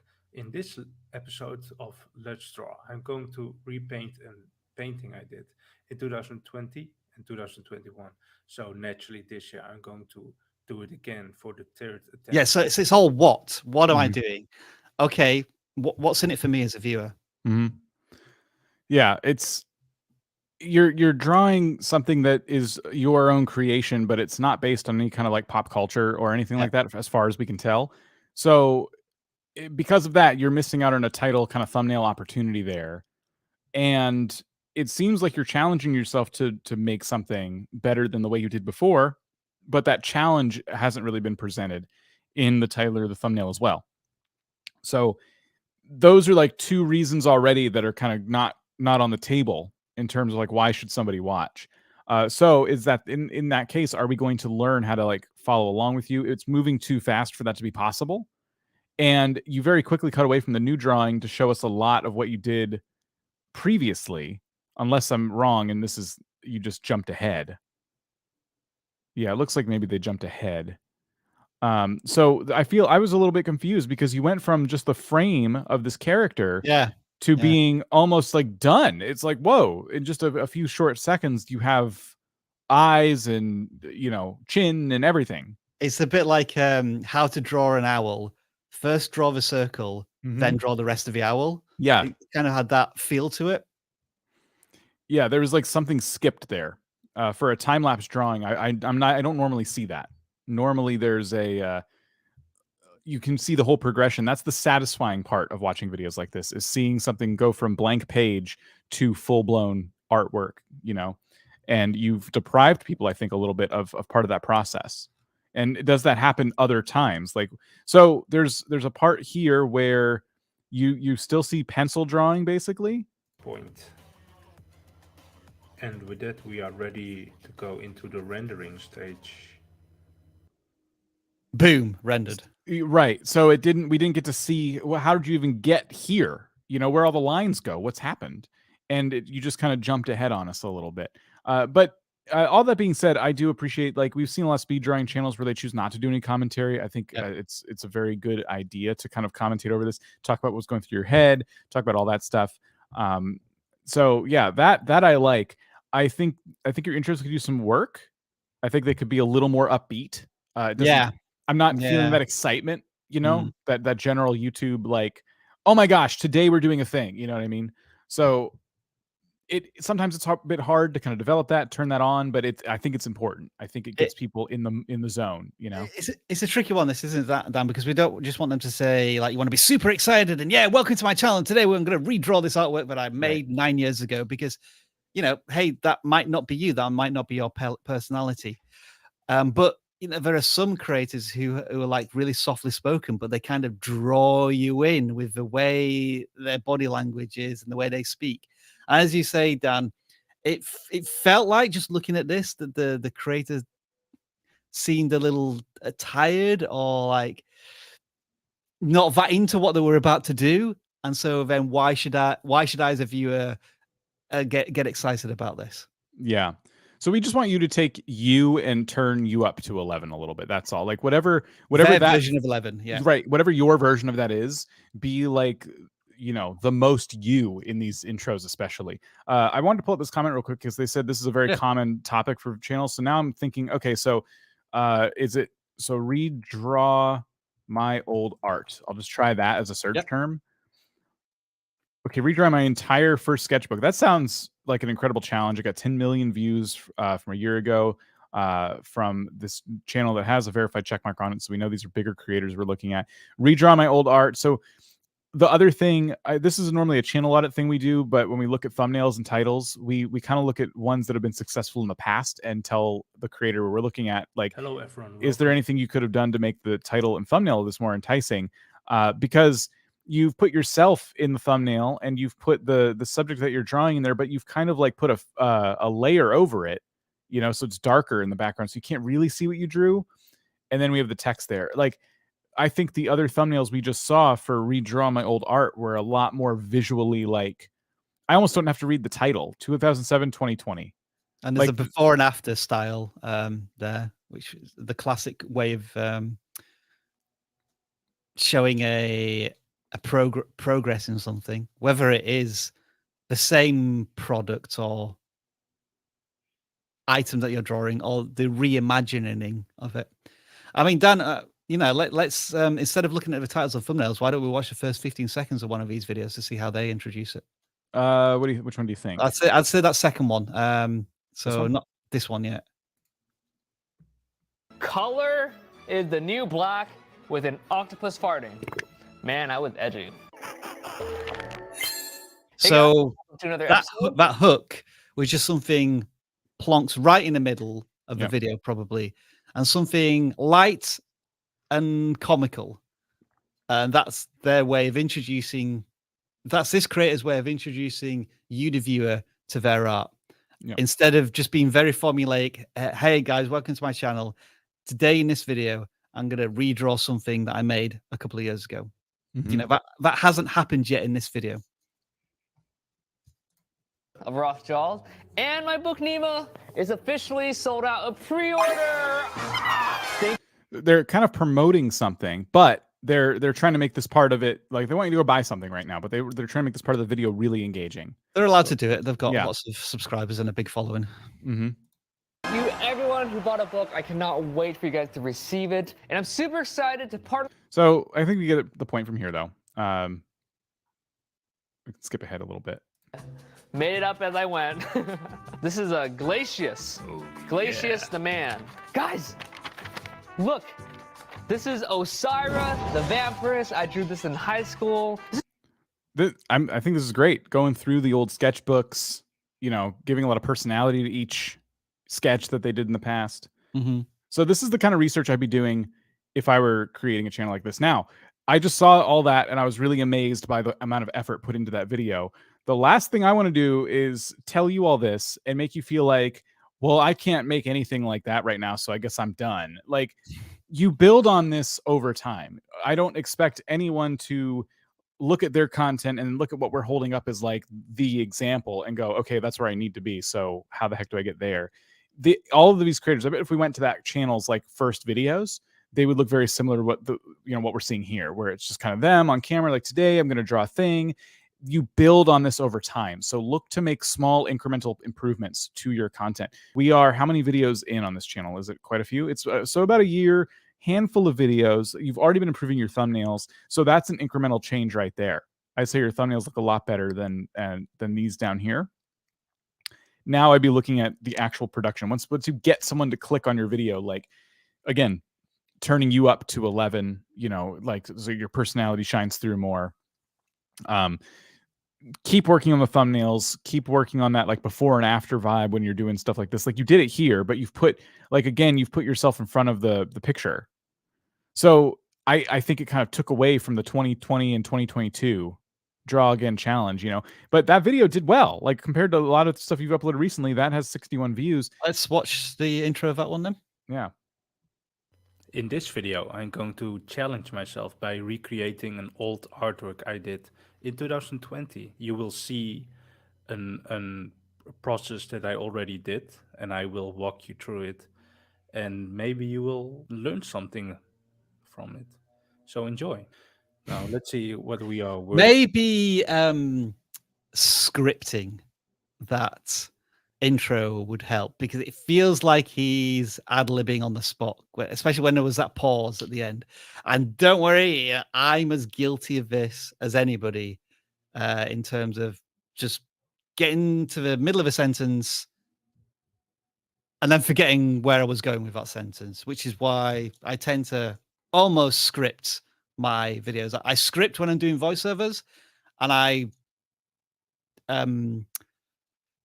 talk to camera about 10 times, and each time the words slightly change and the intonation slightly changes until I get my a good shot, a good take. Whereas this one, it felt like you just press record, recorded it. Okay, that's the intro done. I hate doing the recording bit to camera. I can get out of the way, and I can start my art. But the problem is, that's the video hook. That's the most important part of the video. So I think we've definitely looked at quite a few minutes of video here. I think we have given some pretty good advice. We'll move on to the next one. But best of luck to you. Thank you for sharing your channel with us. We're going to look at another vidIQ Max participant. Oh, these vidIQ Max people are so fortunate. So many of them. Such perks. Yeah, so many of them who've submitted their videos are getting them viewed right now. So we're taking a look at another gaming channel. It's Tritiga, maybe? I did my best there. Tritiga. Tritiga. So this is I think your cat thinks you've answered that wrong.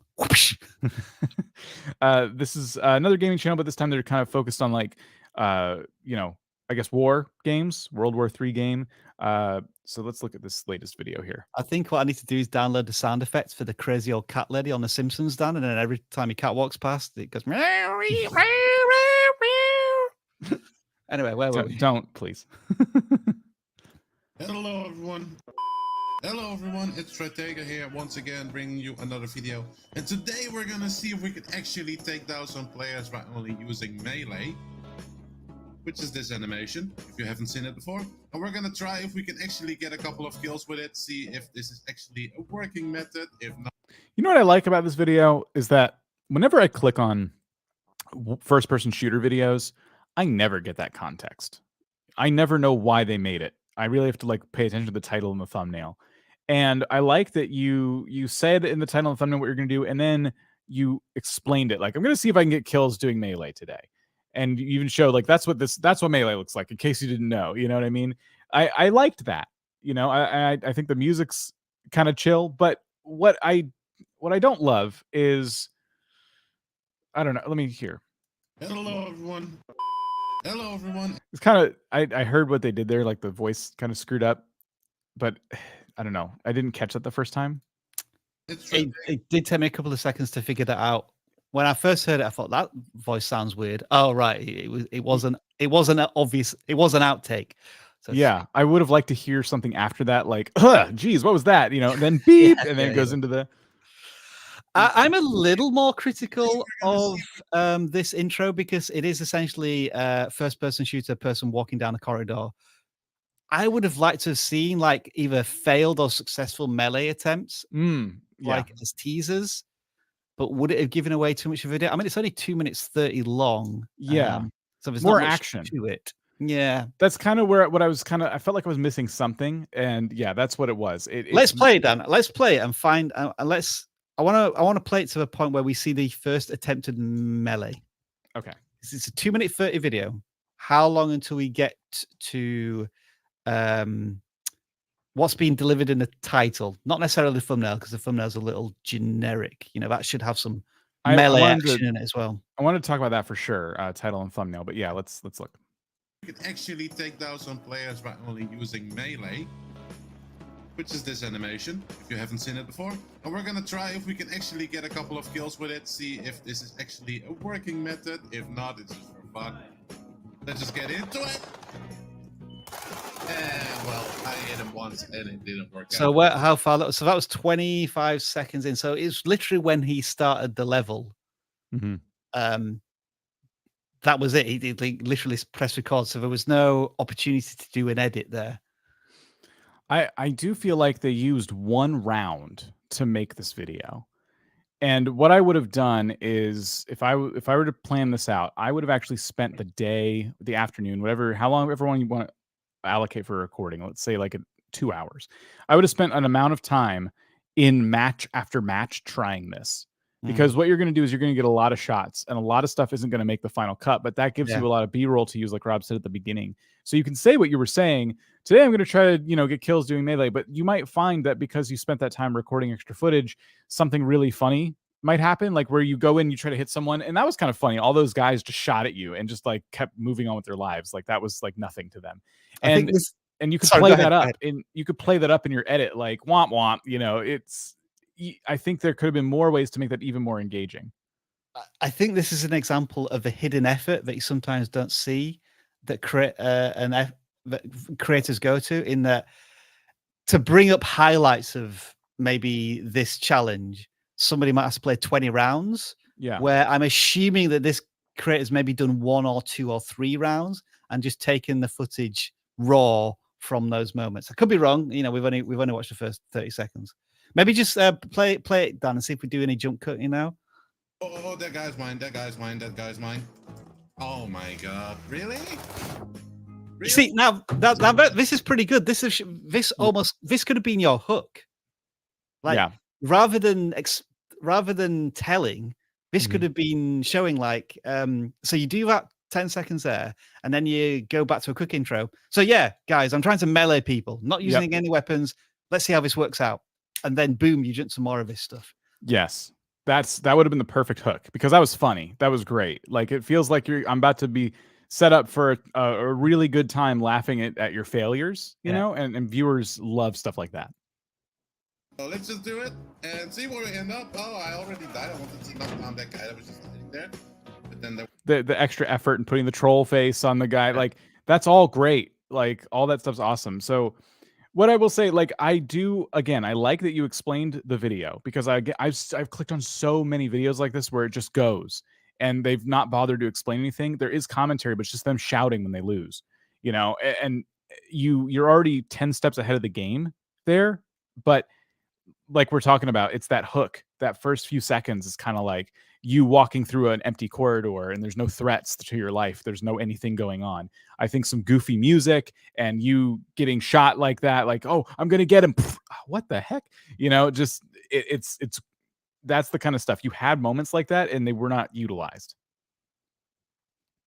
So title and thumbnail wise, what I was going to say, flippity flop. That's my professional advice.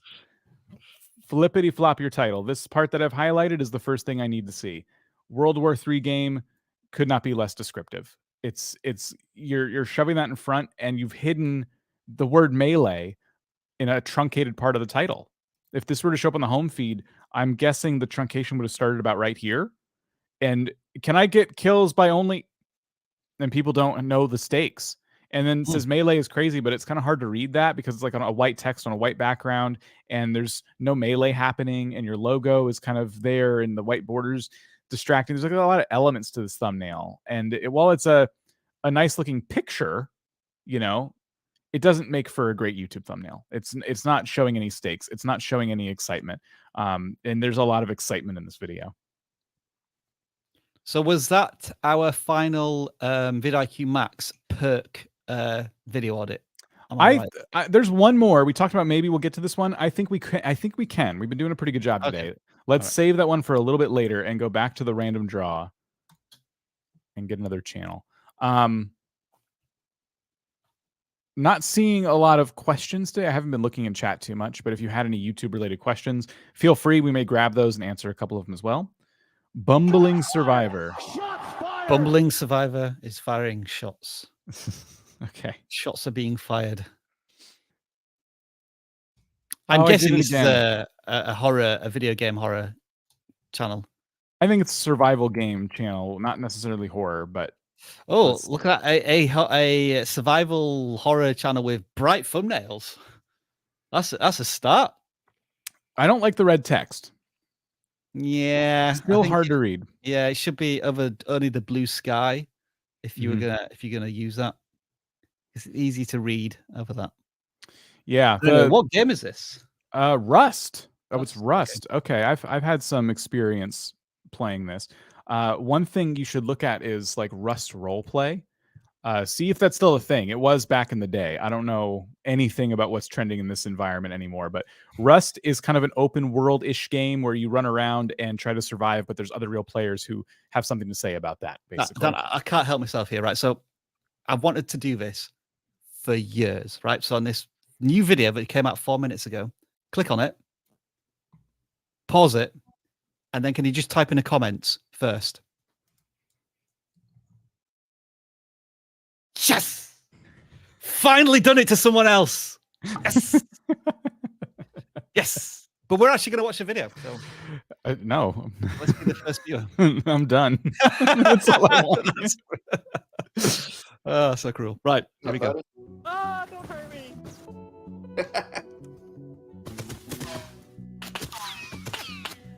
I got it, boys. Let's go. They're on the hill. I don't want to go that way. Yeah, I'm not going up there either. Fuck them. They got big guns. All right, let's pause this and rewind to the beginning because something happened then and I couldn't follow it at all. I heard the audio. Let's just play it again. What's up, buddy? Ah, don't hurt me. Right, so pause it there. Did you get the joke there? No. Yeah. I heard a gunshot. I heard someone laugh. I don't know what happened. Because there was no zooming in on where the action was taking place. So I kind of I got lost there. And then as more of this happened, I was kind of losing the train of the commentary. The commentary didn't match what was happening on screen. And so again, this is where editing comes into play and trying to focus on maybe what we can hear, but we can't necessarily see on screen because we've got so many pixels to try and follow.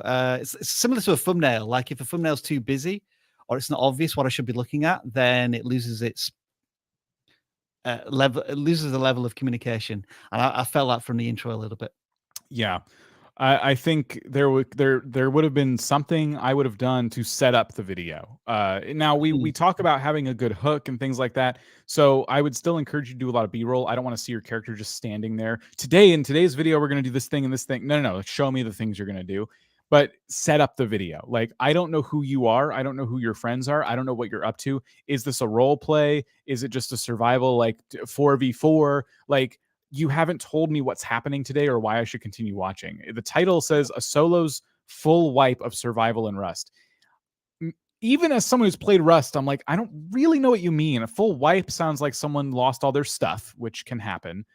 A solo's first wipe. So a solo player got fully wiped out, but it sounds like there's like a story there. And again, this is where a more clear title would help. But even if you disagree and you feel like, no, any Rust player would know, then fine. Set it up in the video. Like, give me that intro that's like really telling me what's going to happen today. Back when I watched videos about Rust and I played Rust, there were a lot of people doing role play, and every time we did that, we actually would set up what we were doing. We would talk about like, okay, team whatever's over on the hill there, and that's their base, and we're going to go raid it. We'll see what happens, So we'd always give the audience something to like latch onto, whether or not we were role playing or just trying to fight each other and we weren't getting into character. Should we go to like, I think 30 seconds in just to see if there is any establishing commentary? Let's see. I got you. Play the devil. I believe that. Just keep running. Running. So I would assume not at this point. I would assume, Dan, like you were saying, you said when we were already in the previous channel, you've seen so many gaming videos where they just jump into it without explanation or context. That's what this is. And this kind of feels like that. Yep. So like the last channel we looked at least like there was a setup. Like they invited me, a new viewer, into their content by telling me, hey, new person, here's what I'm going to do today. And it's better to show and not tell. Like if you can be talking and then also showing stuff. I've seen a lot of people make the mistake of just standing there, whether they're in a game or in real life, just talking about what they're going to do today. Really show, don't tell. But this creator didn't do either. And so it's really confusing. It's hard to know. I can tell there's some kind of danger because you just keep running away from something, but it's never shown what you're running away from. It's never explained. in the first 30 seconds why we should be nervous for you and your well-being, and all of that. When it comes to these survival type of games like Rust, where there is a lot on the line. I know this game, you could lose everything. You could, if you die, it's like permadeath, and you lose all your stuff. All that progress you made could be gone. So I know what's on the line. So really, like, bring me into this. Like, tell me, like, I'm coming in. Let's say I'm coming in episode 6, and I'm not going to watch the other 5 episodes. So you really need to, like, set me up with some context. Like, you know, you guys know by now we've been mining like crazy, and we have all these ores, and we cannot lose these. So I'm going to run up to those hills, and I'm going to try not to die. You know. Like, tell me what's at stake. Really bring me into this thing.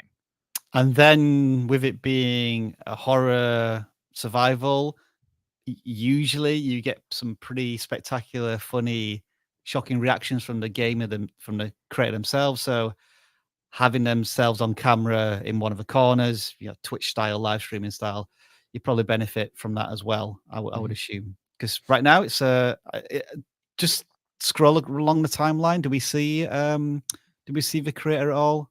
I'm guessing not. No, there's like no face cam. Yeah.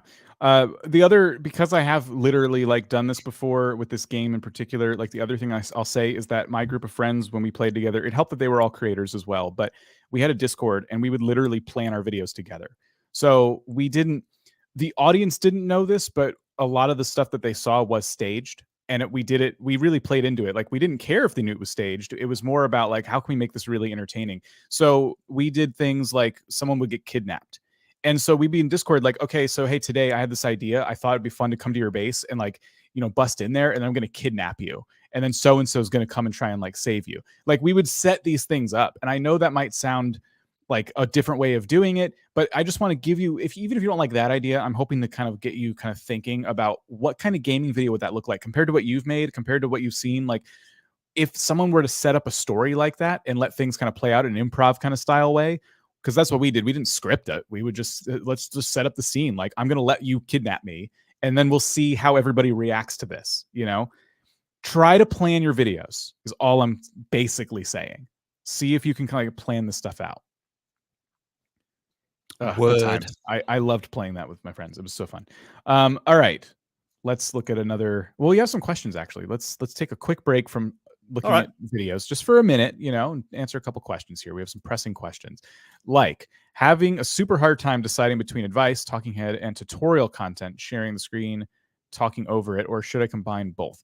So should they just sit there and talk at camera explaining what they want to explain, or should they just show the screen? I'm going to say both. If I'm imagining what they're saying, they're kind of trying to choose between one or the other. Yeah, I would agree. At least a pattern interrupts. It allows the viewer to just be reminded that there's a human being talking to them. That's generally what we do in terms of talking to camera, and then with B-roll on top. As we've just pointed out, there in that channel that we're looking at that didn't have the creator on screen reacting to the gameplay, we felt as if that was going to be a negative, because you're not getting a full experience. Having said that, there are very, very successful faceless channels who do it very effectively.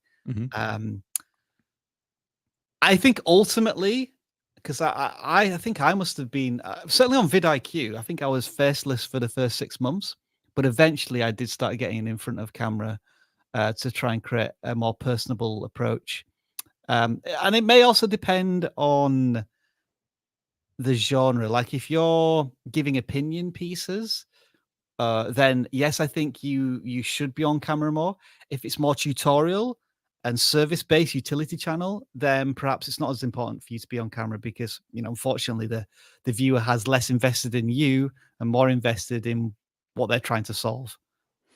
This next one, I feel like you might have a better answer than I would to this one, but they're asking what other YouTube features means. They got 15% of their views from other YouTube features, and they're not sure what that means. Great question. No idea. I would like to know the answer to that as well. Back when Shorts came out, that was Shorts. Yes, for a minute. It was. Here's a really intriguing thing. Like, if you put a link, if you don't use the video link function in the community tab, and you use, like you post an image and then add a link to the image, that's counted as direct or unknown. which is like, yeah, I'm in the YouTube environment, and apparently you don't know where that link's coming from. Other YouTube features. Does it track stories as a traffic Oh, source? if someone clicks in from a story. Yeah. I don't know if stories are their own thing. Could it be links from descriptions? I was going to say, YouTube videos? it could be, yeah, all the stuff they don't feel like accounting for because it's just not a lot of clicks. So clicks from stories, clicks from the description. So where are you posting your links? And like, you know, I would be asking those kinds of questions. Pinned comment, for example, could be one. Are you using anything like that? Because that's what it could be. I'm gonna have a look now on our channel. Let's see if shall I share this? Let's yeah, sure. see if we can find. Hang on. Do I hear myself? Why is it showing that? I think I'm hearing me. No, now I'm not. I can't hear you. You're good. That's not the right tab. Where's it gone? He can't hear me, so I'm good. Not the right tab. All right. Okay. So what we're trying to figure out here is if we do. Oh no, we don't want to have a look at one channel. We want to look at everything. So we're trying to ascertain where these views. I mean, look, I'm getting 50,000. So if I click on that. Okay. Can So you scroll down anymore because we can't. Or hold it here. Sorry, yeah. So I think this means when people download videos, if they're on YouTube Premium, and they download them and watch them offline, I think that's probably it. What is YouTube Remote? I don't know. What is it? Could be TV, something or other. What is YouTube Remote?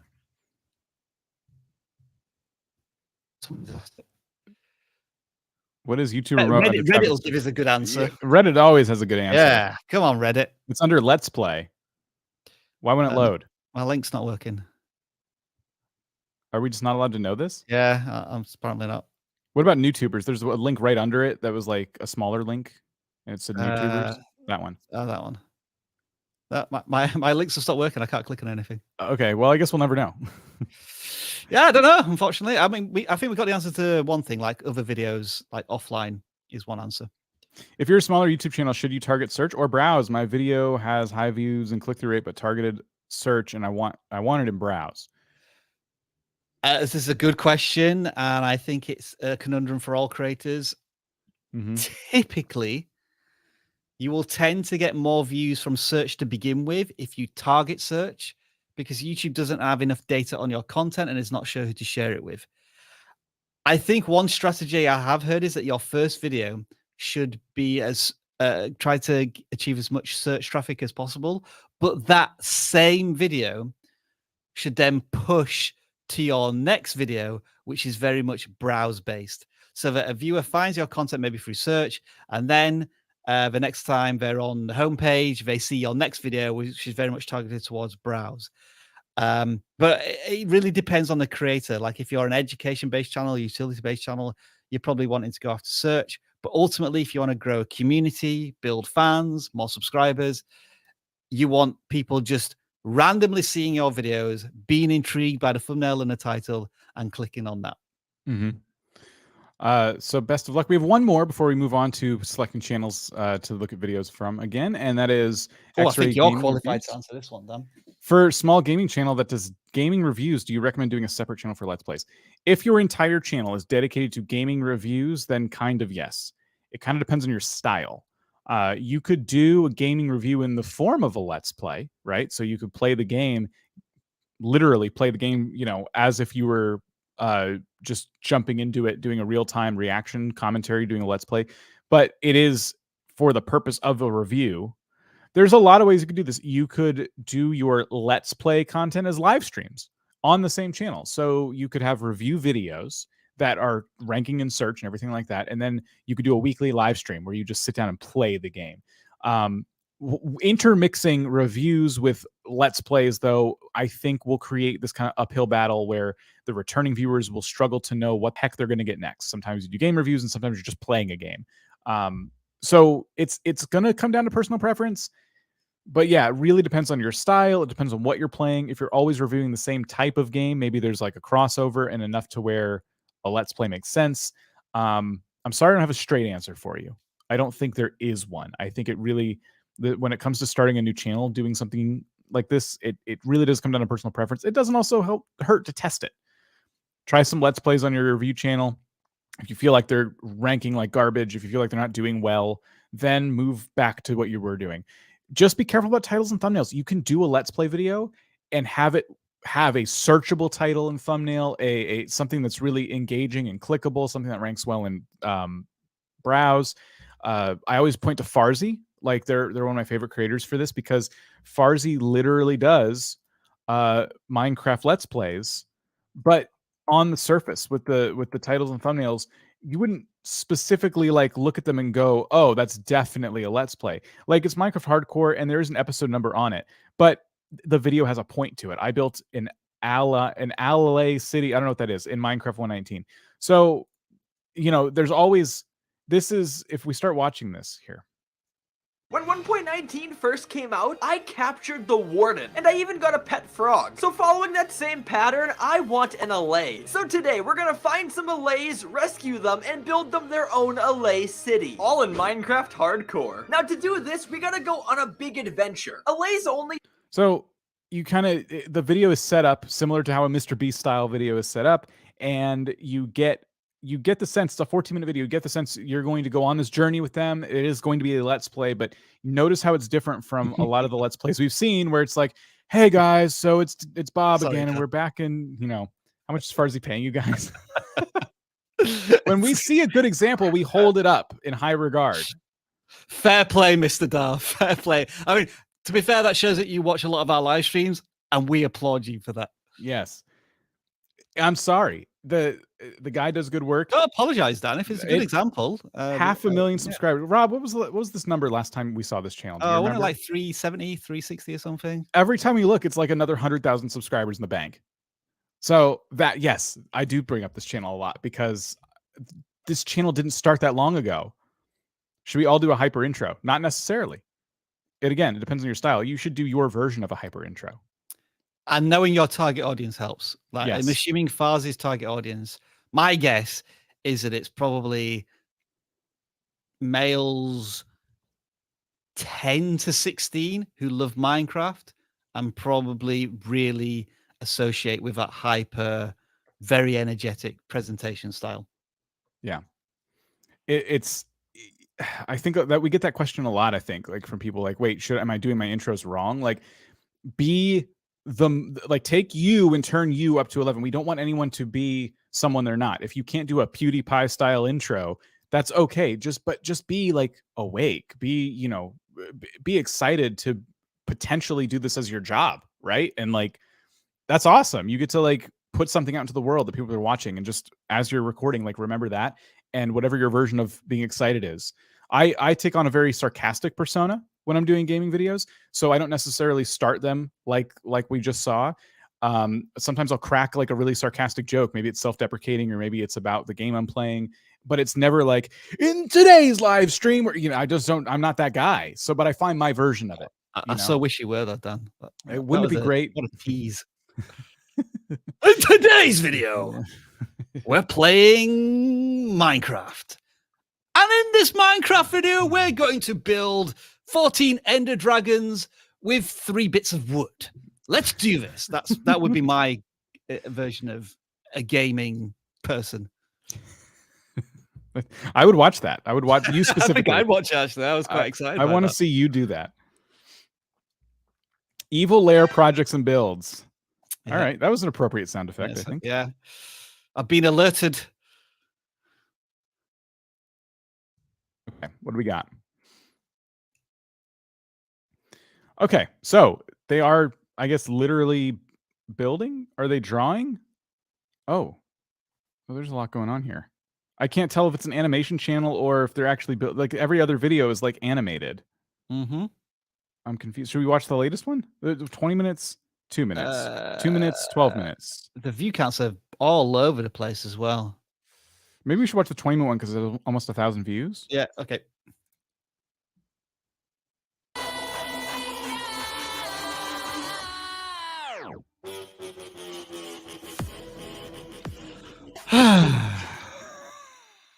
I know. That's how I feel.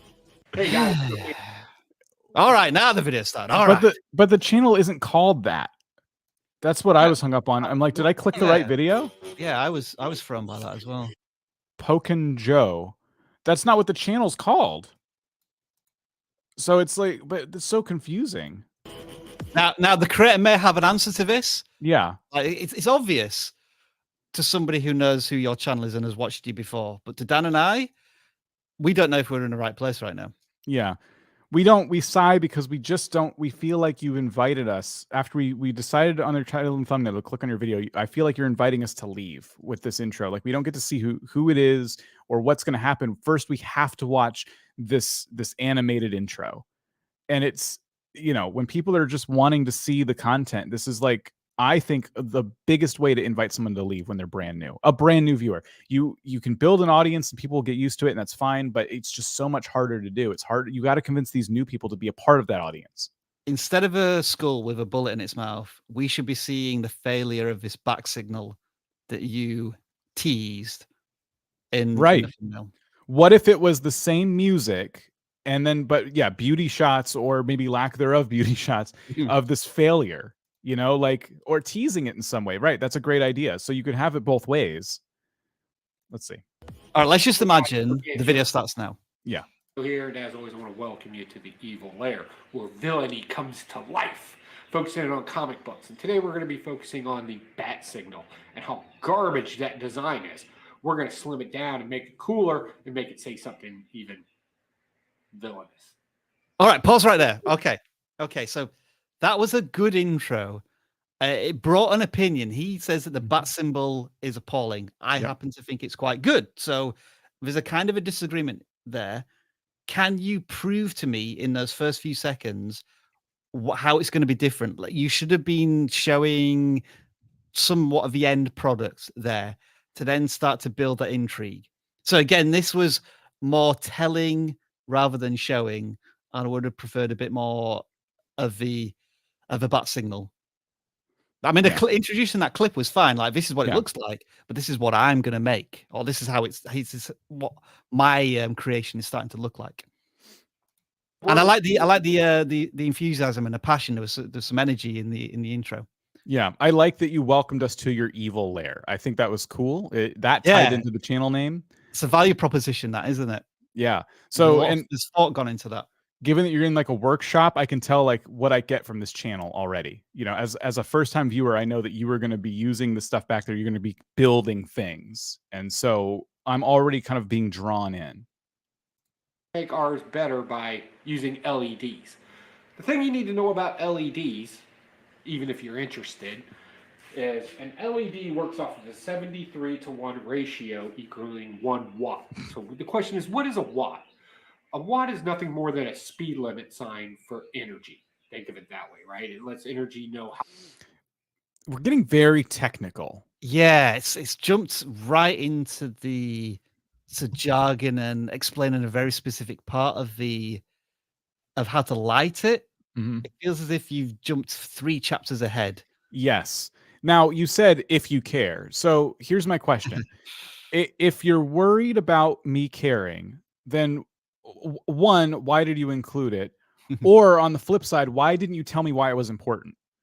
Because you're taking the time to explain it in the first minute of the video. So it must mean something. There must be a reason why you're explaining this. Maybe because it's a challenge.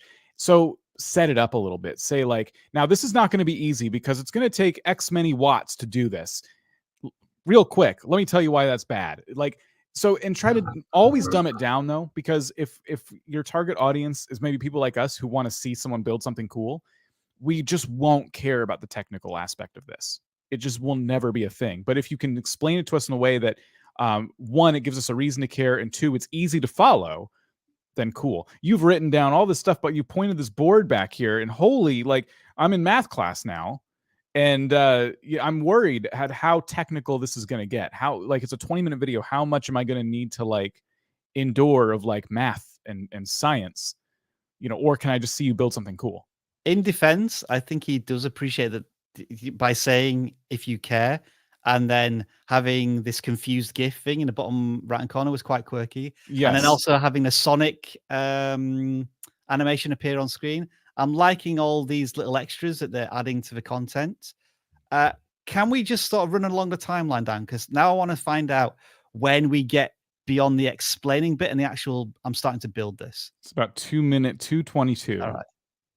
So we brought this guy back. Yeah, I don't think that's another thing. You can't use something more than once. Generally, something unique and funny like that, you can only really get it. Only passes the audience sniff test once, unless you're able to change it up a little bit. Mm-hmm. Let's start cleaning up a box for this and start mounting this stuff. So we're building. We got some music. I'm wondering if I skip ahead, is it still going to be music, or are you going to come back and explain what you're doing? Okay. It took like a minute. So we're still putting like fun little things in there. I'm going to start offering this general piece of advice whenever somebody does a montage. Nothing wrong with montages, but people, I think creators get too immersed in the montage bit. So however long your montage is, and this is like my general Rob Wilson rule of thumb, however long you never say as however long you spend on your thumbnail, spend twice as long on the next one. However long your montages are at the moment, make them a third less. So like if it's a 30-second montage, you've got to squeeze all of that into 10 seconds, because that's probably how long of an audience retention the audience probably has. Even though you think it's fantastic and you want to make it really nice and elaborate, it's used as a scene change, and so it can't be that long. I also think that if you're going to do a montage, you should be cutting a lot more. There should be way more cuts to keep even if that montage is a minute long, it won't feel a minute long if you put a lot of different cuts in there and keep showing the progress in these chunks. But like, so we're just kind of lingering, even though it's sped up. Every beat should have like a cut, da da da cut, da da da cut. Yeah. Like, so I want to see different angles. I want to see. So we only have another angle just coming up now. So yeah, I think the montages could be like a lot more. What was I trying to say there? Yeah. So I was trying to say for your montages, there should be 33% of the current length. Yeah, whatever that is. Cut a third out of your montage. Is basically what no, cut saying. 2/3 out of it. Oh, 2/3. Okay. Yeah. Got it. So anyway, as we scrub through the timeline, we do see a lot of different scenes. The build comes together. I do feel like, given what we've seen so far, maybe this video didn't need to be 20 minutes, but I also think that, you know, when it comes to building videos like this, you do have that license. You can do that, especially when they're like really satisfying. And then you get to like the end product, and it's nighttime now. I don't want to spoil anything in case anyone wants to go back and watch, but I would be curious to see if you push to another video. There is an end screen. Is there any time on the timeline, it's probably too hard to see this down, where we actually see something that resembles a bat signal? There's like a shadow on the garage here. And then, okay, so then like they have this. So they did something. So we're getting some sense of like a finished product. But right at the end, I would have been hoping to see something midway through at this point. Maybe. I mean, you don't want to, if people are leaving midway through, like, why is there another 10 minutes if you see the finished product? Well, I was just meaning like a hint of it, like you see the wing of it, or like maybe they get it half built and they're like, this is what it looks like so far. Yeah. And then yeah, you have to keep watching to see the finish. Yeah. But there is something at the end.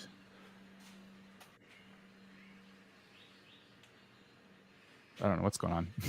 All right. And over 3,000 lumens.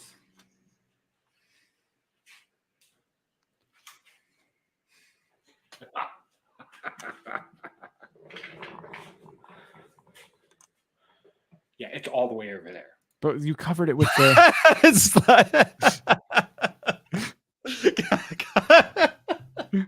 Can you imagine, like, you're 20 minutes into the video, it's like, here we go.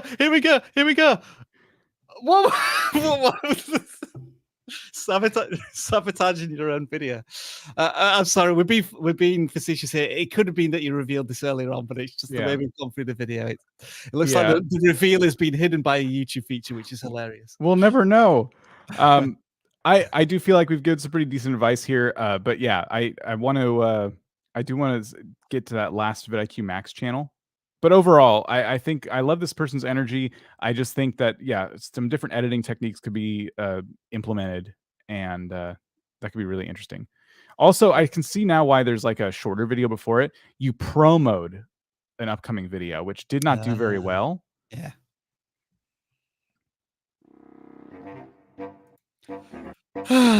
So long. Look how long that 10 seconds. So I don't know. I don't know if this if this were to get shared wider on YouTube, right? Like, I don't know who that's for other than like your regular viewers, you know? So just something to think about. If this were to land on the front page of YouTube, like, would people understand what they're seeing and why they're watching it? Okay.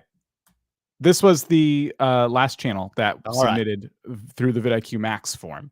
Again, if you wanted that opportunity, be sure to check the links down below. Join vidIQ Max. This is just something extra we're doing for some vidIQ Max folks. And this is Fluked MC, I think.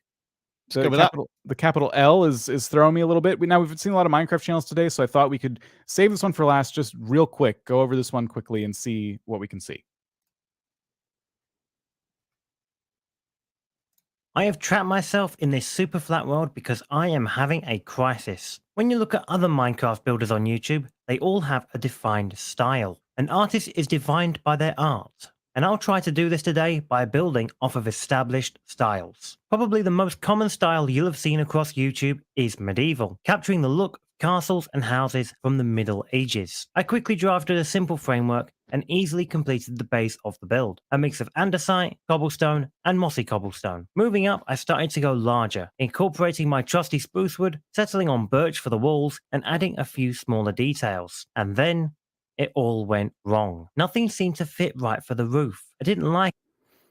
What are you thinking? 40 seconds in? Yeah, it was. There wasn't a really strong super hook, but at the same time, there was no wastage of narrative. Like, I felt like it was flowing nicely from one thing to the next, and I think this was a good example of. We were talking earlier about, like, do you need to be hyper in your videos? I don't think this narrator was necessarily hyper, but it felt like it was a very polished broadcast version of themselves. They were very clear. They were really considering what they were saying, and so it felt like this was their creator's voice dialed up to 11. I don't know if the topic is exciting enough within the realm of Minecraft, but that's more of a question for you, Dan. Builds in Minecraft, I think, there's definitely an audience. If you are like a really stellar builder, there's definitely an audience for that. This is, again, why I keep bringing up Farzi, because he's kind of like a triple threat in this space. He's got the personality, he's got the know-how, meaning like he can do tutorials, and then he's also an excellent builder. So those make for really good thumbnails where you see this glorious thing. And the thing about the build thumbnails that you even pointed out in your video here, what do you notice about all of these thumbnails of these medieval builds? Styles. Probably the most common style you'll have seen across YouTube is medieval. All of those thumbnails have the same thing in common. One build is the center of attention. And in your thumbnail, we have 3 builds and we have 4 elements competing for attention in a very small space.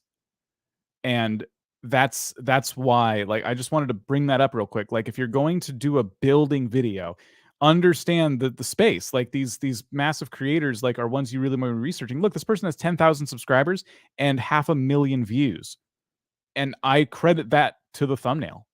I really do. I think if you want to learn how to build like this, you go to this creator because they're proving themselves in this thumbnail. So I think I get the point of this video is you're trying to find your style, which means you're not going to be up to this level. But it's even in that sense, it's hard to see based on this thumbnail. It's hard to see what your style, what shook out from this because it's so small.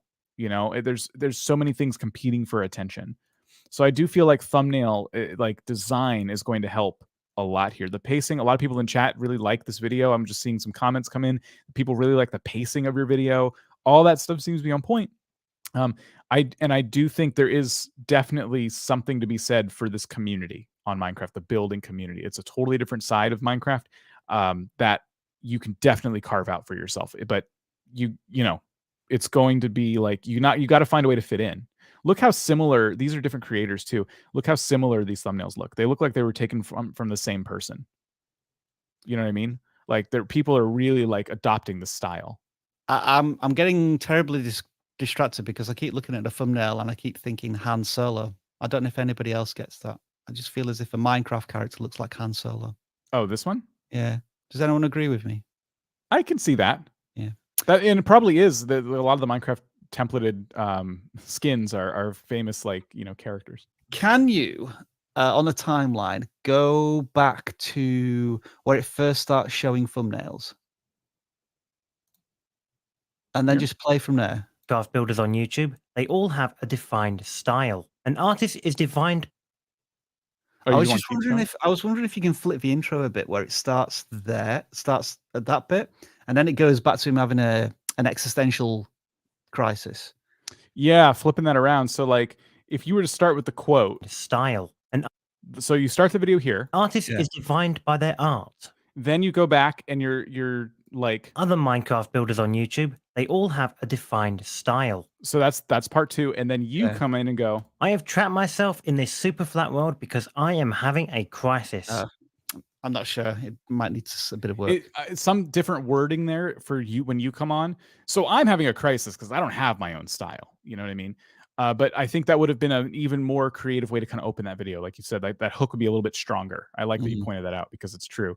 The hook there would be just flipping some things around would be a lot more clear. Like, look at what I'm competing with, and now I'm having a crisis.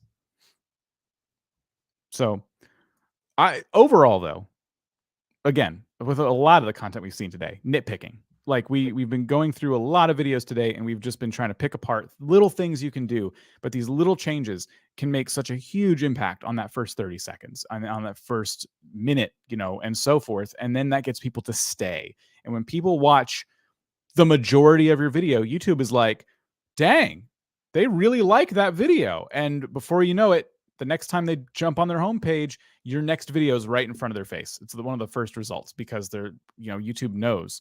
I agree. It's Han Solo. On the one comment that agrees with me, my work here is done.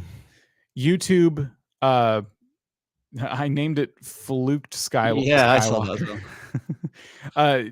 YouTube sees how long people are watching videos for and can use that as one of many things to help determine if they should keep giving you more of that creator's videos. So that's why we nitpick like we do. Definitely not to insult anybody. It's all about just trying to help make your videos the best they can possibly be. And a lot of the stuff we saw today, they have the tools to do it. A lot of the stuff we said today from different videos we looked at, you could have taken parts that were later in the timeline and just moved them to the front as B-roll and changed the entire look and feel of your intros. Also, let's please stop doing the musical animated intros.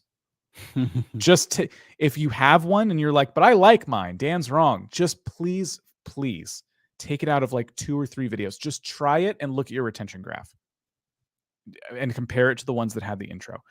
Please just try it. And if you paid money for it and you love it so much, put it at the end.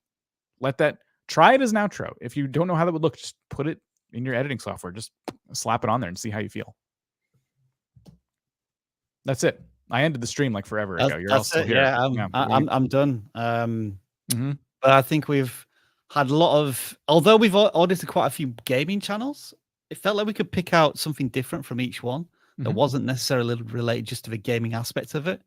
Now, I know we were looking at audio quality in some, framing of the shot in others.